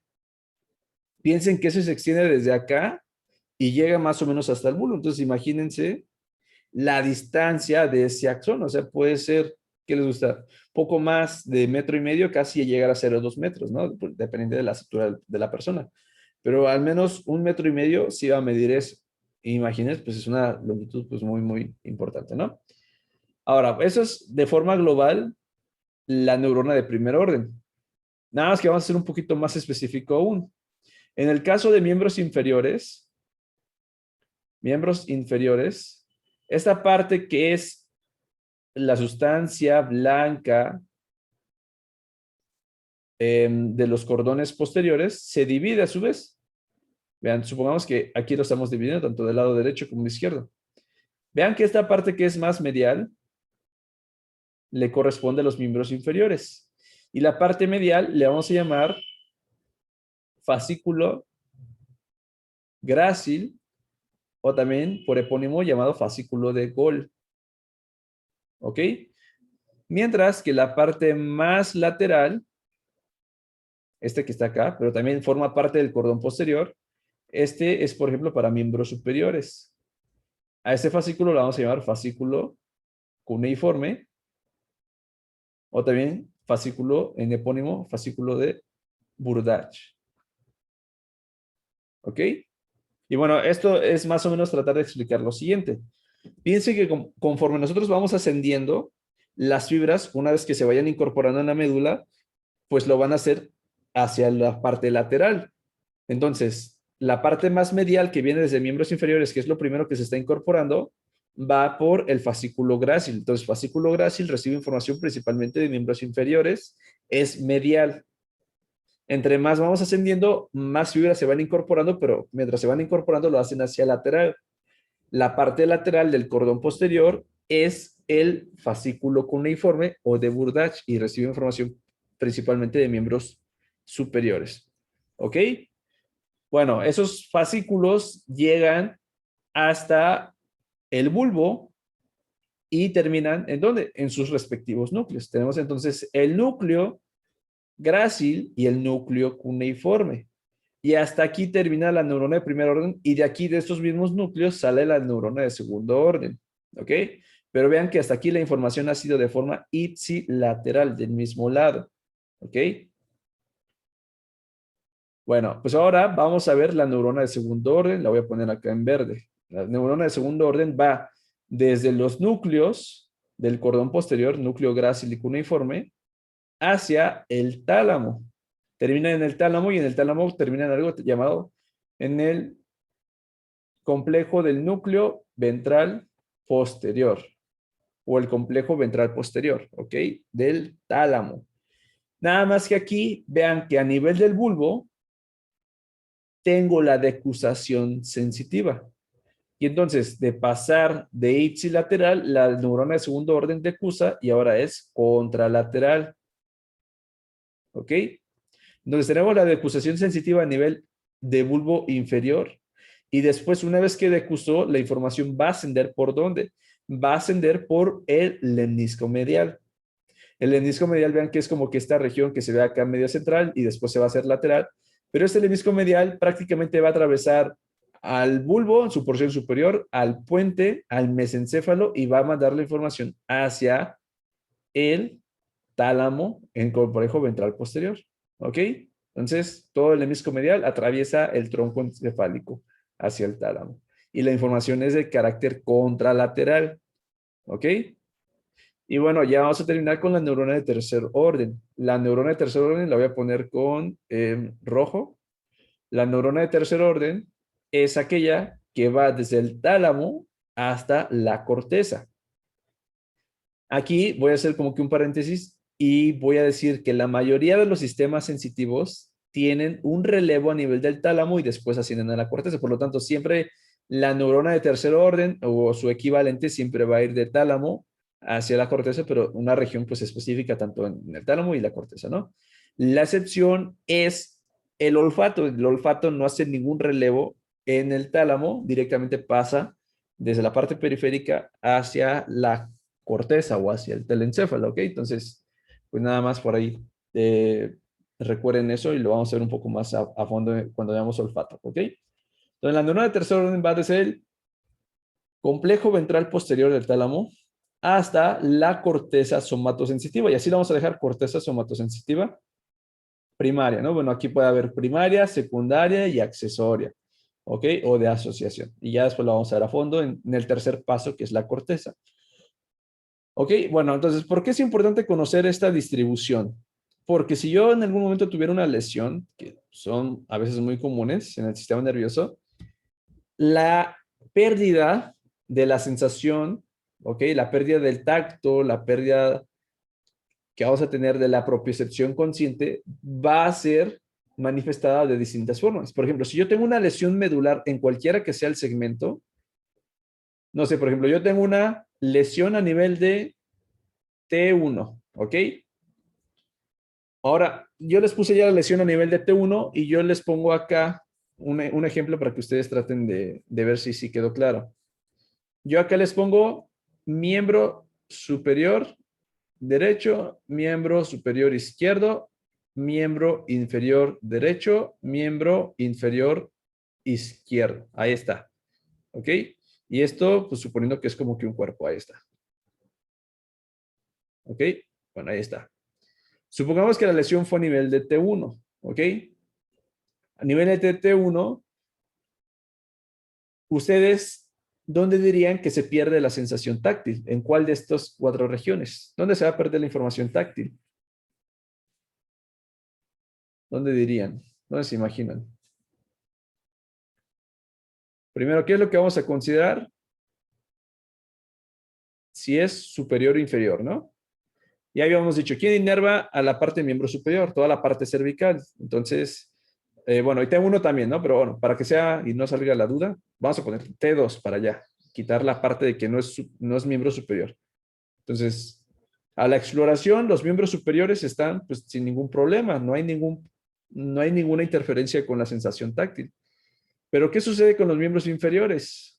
Ah, pues aquí hay que checar, ¿no? Pues como la lesión está para abajo, evitando que la información suba, ¿ok? ¿Qué es lo que va a pasar? Que de forma ipsilateral, en el mismo miembro donde fue la lesión, en este caso T2, por ejemplo, pues sí va a tener problemas, ¿no? Por ejemplo, del miembro inferior izquierdo, pues aquí no va a sentir, no va a sentir el tacto, pero a lo mejor el miembro izquierdo sí, si es que a lo mejor nada más fue la parte de la mitad derecha, ¿no? Y la parte izquierda pues se asciende sin ningún problema. Entonces, por eso es importante. Ahora supongamos, bajo este mismo ejemplo, que la lesión fue en otro sitio. La lesión fue a nivel de la corteza, por ejemplo, a nivel de la corteza sensitiva del lado izquierdo. Aquí fue la lesión. Entonces, ¿dónde no va a sentir nada el paciente? ¿Del lado izquierdo o del lado derecho? Del lado contralateral, ¿no? Porque se decusó la información. Entonces, si la lesión aquí fue de la decusación para arriba, si fue del lado contralateral, el déficit sensitivo va a ser, valga la redundancia, del lado contralateral. En este caso, si la lesión fue del lado izquierdo, lo que no va a sentir el paciente es todo el lado derecho. Pero ojo, como aquí ya va la información tanto de miembro superior como inferior, prácticamente todo el lado derecho no estaría sintiendo, ¿no? Entonces, pues, mucho ojo con eso. Nada más nos ayuda para la clínica. ¿Qué sucede con la parte de la cara? Pues hasta aquí hemos visto el cuerpo, ¿no? Todo lo que entra aparte de las raíces, los nervios raquídeos. Pero ¿qué sucede con la cara? Pues aquí tenemos el sistema tacto trigeminal. Bueno, realmente quien nos da sensibilidad táctil en la parte de la cabeza, principalmente es el trigémino en la parte de la cara a través de sus tres ramas, ¿no? La oftálmica, la maxilar y la mandibular. Pero también existe la inervación táctil de otras regiones, por ejemplo, el facial, el glosofaringio y el vago, pues tienen una región muy mínima, pero tienen una región táctil en el conducto auditivo, en la parte del oído, ¿ok? También en el caso del facial, el glosofaringio, reciben información sensitiva a través de la lengua, por ejemplo. Ajá. Y en el caso también del glosofaringio y el vago, reciben información sensitiva de la parte de la faringe, ¿no? Pues a lo mejor un irritante que tú sientas, por ejemplo, que se distiende cada vez que tú estés comiendo y pase el bolo, es un estímulo táctil, ¿no? Entonces, pues ahí está pasando también. Entonces, pero principalmente es el trigémino. Y con el trigémino sucede lo mismo, son tres neuronas. La neurona de primer orden, pues va desde la periferia. En este caso, su ganglio sensitivo es el ganglio de Gasser, ¿ok? Ahí es donde tenemos el cuerpo celular. Y la información llega hacia el núcleo sensitivo del trigémino, que se encuentra a nivel, bueno, se extiende a nivel de prácticamente todo el tronco encefálico, pero entra principalmente por el puente, ¿ok? Bueno, de aquí, ¿qué es lo que sucede? Neurona de segundo orden. ¿De dónde a dónde va? Desde el núcleo del trigémino. Aquí ya no es núcleo gracílico uniforme, aquí es núcleo del trigémino. Manda la información nuevamente al complejo ventral posterior del tálamo y ya de ahí hacia la corteza, ¿no? Y la última vía que tenemos, bueno, aquí está la vía, vean. Neurona de primer orden llega hacia el núcleo del sensitivo del trigémino a través del puente. Y de aquí pues, sigue lo mismo, neurona de segundo orden hacia el tálamo, complejo ventral posterior, y de aquí hacia la corteza. Y por último tenemos el sistema anterolateral. Este lo vamos a ver a fondo en la parte de dolor y temperatura, porque pues es la vía principal para este. Pero, ojo, esta vía en la parte de tacto también lleva el tacto grueso burdo, ese que dijimos que es el tacto que suele ser incómodo, que suele generar daño, al igual que la misma presión, pero transmite la parte del cosquillo, el prurito y las sensaciones sexuales. Entonces, este es por otra vía, que es el sistema anterolateral, y la vamos a describir más a fondo en la siguiente sesión, que es dolor y temperatura. ¿Bien? Bueno, la última parte de la sesión es hablar de la corteza somatosensitiva, la parte final de nuestra vía. La corteza somatosensitiva tiene tres principales regiones: el área primaria o S1, S1 o SS1 incluye las siguientes áreas de Brodmann. Áreas de Brodmann 1, 2 y 3. Y prácticamente eso se localiza, ¿ok? Vean, esa es la cisura de Rolando. o la cisura central. Bueno, pues la parte, ¿cómo se puede decir? La parte dorsal, bueno, no dorsal, la parte, bueno, la parte dorsal sería pues toda esta región, ¿ok? O la parte, si lo quieren ver de acá, de adelante hacia atrás, ¿ok? La parte posterior. Aquí se encuentra, vean, áreas de Brodmann, 3, 1, 2, ¿ok? Pero también tenemos un área somatosensitiva secundaria. Vean, esa se localiza posteriormente a el área 2 de Brodmann, pero más en la parte inferior, limitando ya con la cisura de Silvio. Y esta, vean, si lo vemos un poquito más a fondo, se va hacia la ínsula, que es ese lóbulo que está como que escondido y principalmente es un lóbulo más con funciones en el sistema límbico. ¿Okay? Aquí se extiende S2. Realmente no tenemos un área de Brodmann bien específica. Unos nos hablan que es una parte del área 40, pero no es toda, si se dan cuenta, es una pequeña parte. Entonces, realmente no ponemos un área de Brodmann bien específica, ¿no? Pero recuerden dónde se encuentra. Y por último, el área de asociación somatosensitiva o sensorial global, que es el área de asociación parietal que se encuentra área de Brodmann 5 y 7. Y es una porción más posterior del lóbulo parietal.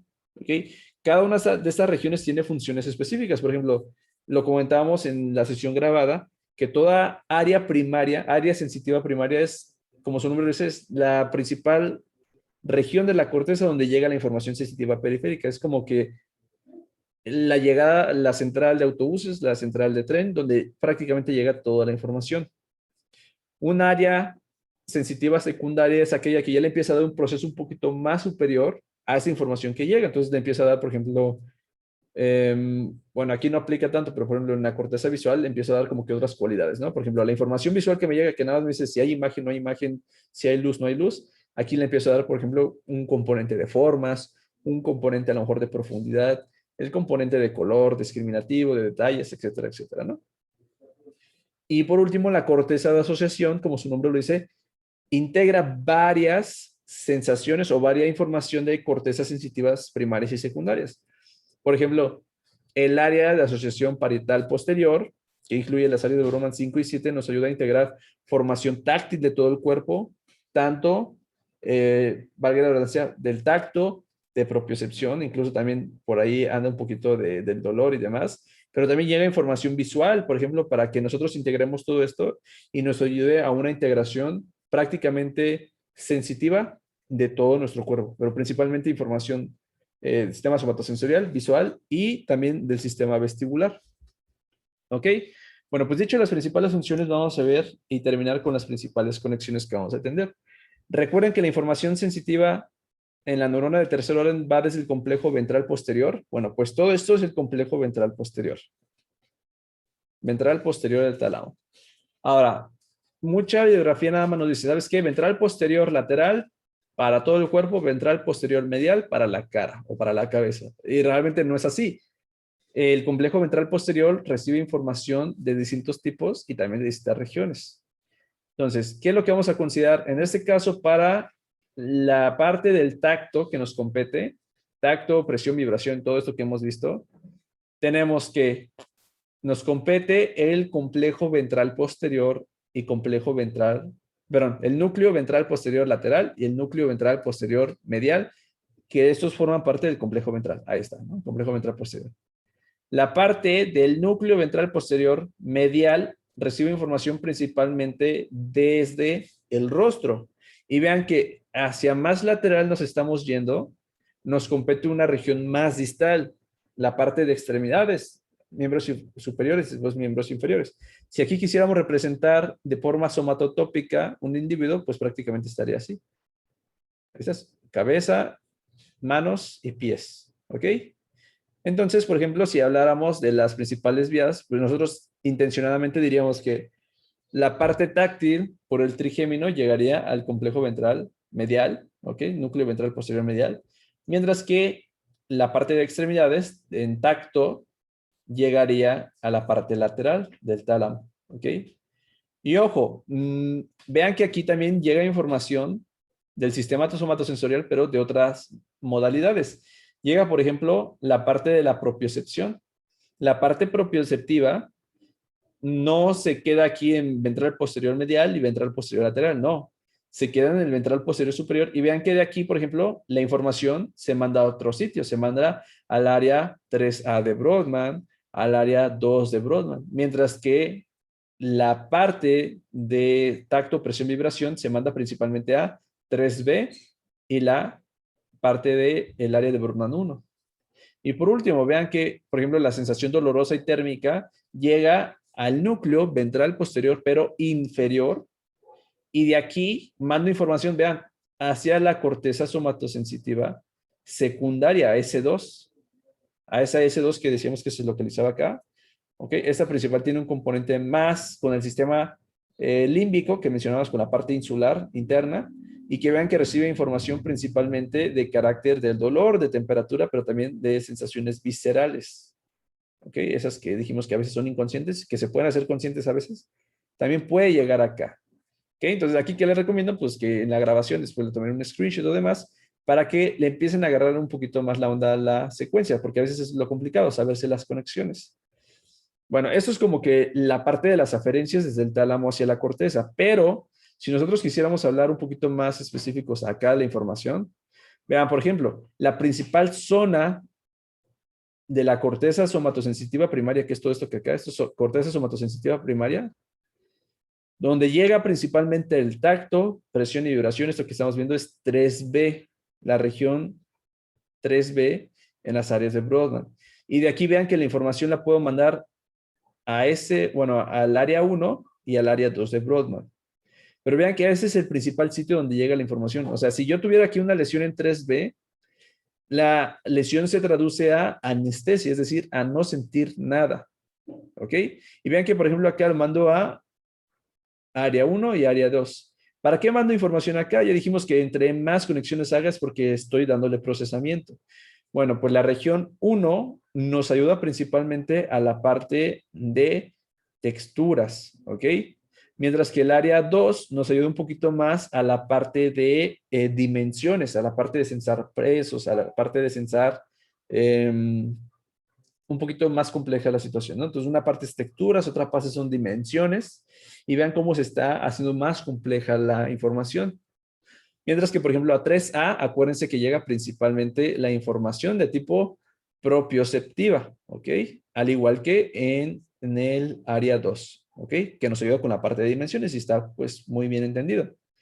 Vean que de aquí la información la puedo mandar al área somatosensitiva secundaria, o S2, y vean que principalmente acá se dirige la información posteriormente hacia la amígdala y al hipocampo. Por lo tanto, el componente se dirige más hacia el sistema límbico para darnos un componente del aprendizaje táctil. Es decir, esta región, por ejemplo, es muy importante para que una vez que tú desarrolles ciertas habilidades del tacto, después ya tengas una memoria desarrollada sobre esto, ¿no? Por ejemplo, yo creo que después de tanto tiempo, ustedes ya al utilizar tanto su computadora en este periodo de clases virtuales, como que agarraron mayor habilidad con la parte de su teclado, ¿no? Porque ya se les quedó la memoria táctil, ¿ok? De representación, a lo mejor en el espacio. ¿No? Lo mismo sucede con las personas que suelen tocar algún instrumento, ya tienen la memoria táctil de dónde localizar cada una de, a lo mejor, las teclas, las cuerdas para cada instrumento. ¿Muy bien? Mientras que vean, el área de asociación sensitiva, área parietal posterior, áreas 5 y 7 de Brodmann, posteriormente mandan información hacia áreas motoras y premotoras, porque de aquí lo que tú ya estás recibiendo de información que es integrada junto con información visual, junto con información sensitiva de otros sitios, es que ya empieces a generar una imagen bien completa, bien integrada, y que por lo tanto la mandas hacia información táctil para que generes una mayor impresión del movimiento que vas a realizar, ¿no? Y esto lo vamos a ver a fondo en sistema motor, pero vean que para eso me sirve el área de asociación parietal. Y por ejemplo, aquí se podría traducir una lesión. Vean que todo esto, una lesión siempre es mucho más práctico de entender.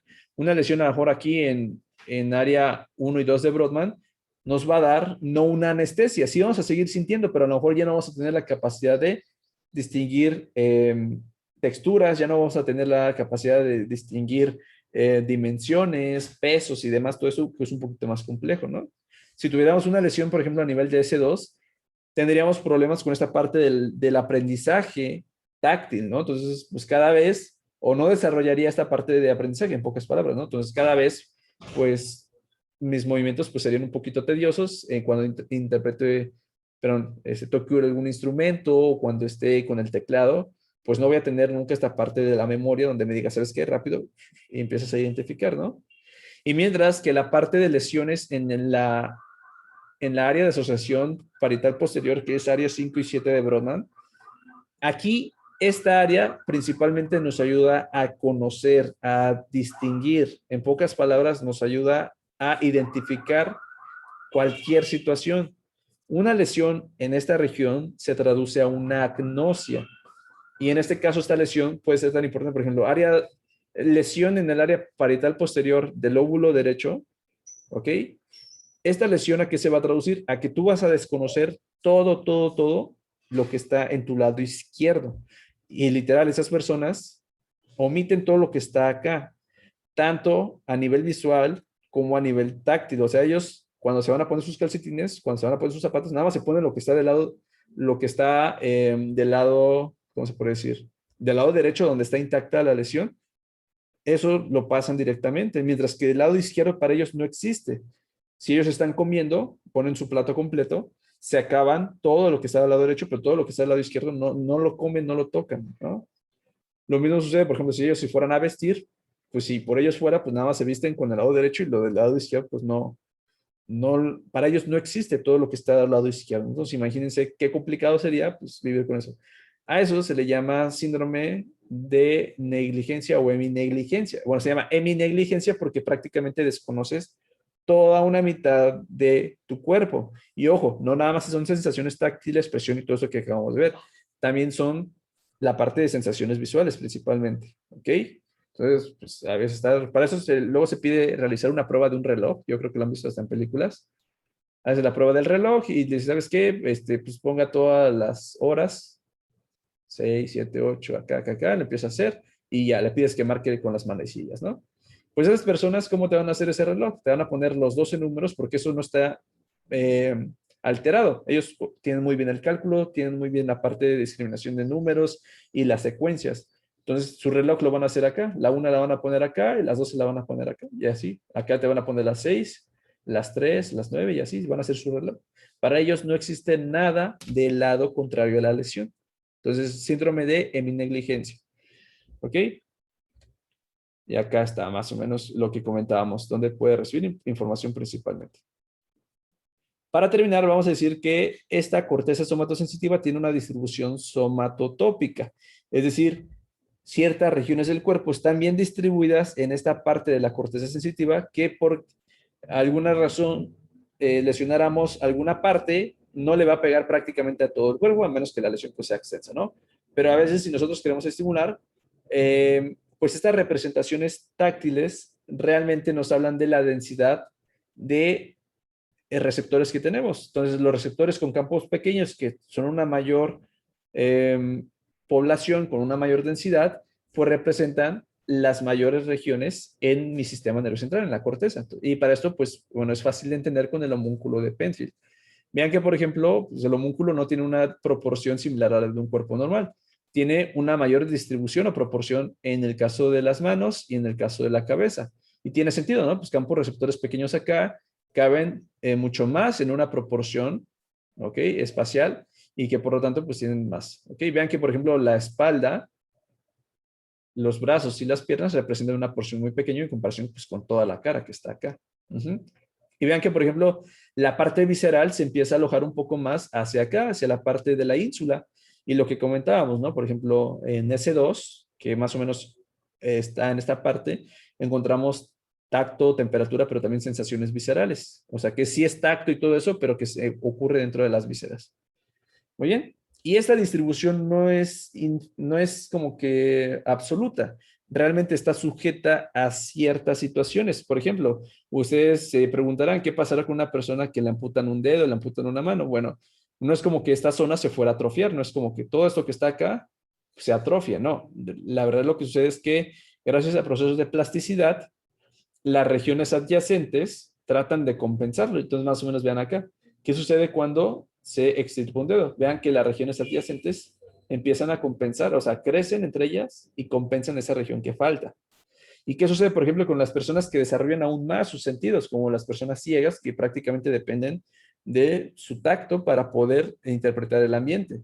Bueno, que pues ellas desarrollan aún más sus sensaciones y en este caso, por ejemplo, acá, ¿qué es lo que pasaría? Que serían mucho más grandes la parte táctil. O sea, aquí tendría su homúnculo todavía una mano más grande.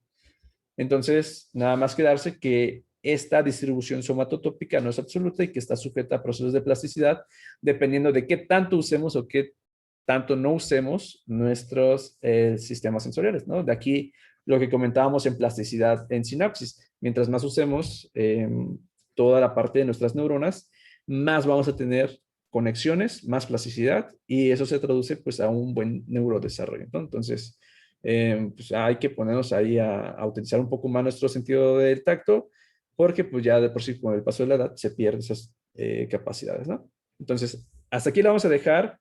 Creo que sí fueron las 2 horas porque iniciamos un poquito tarde. Mañana vamos a ver temperatura y dolor, que es la otra parte con la otra vía, pero creo que ya con esto explicado ya tenemos una secuencia, ¿no? Ya no vamos a repasar algunos conceptos que ya mencionamos porque pues yo creo que ya quedaron. Muy bien, ¿tienen alguna duda? Hasta aquí la vamos a dejar.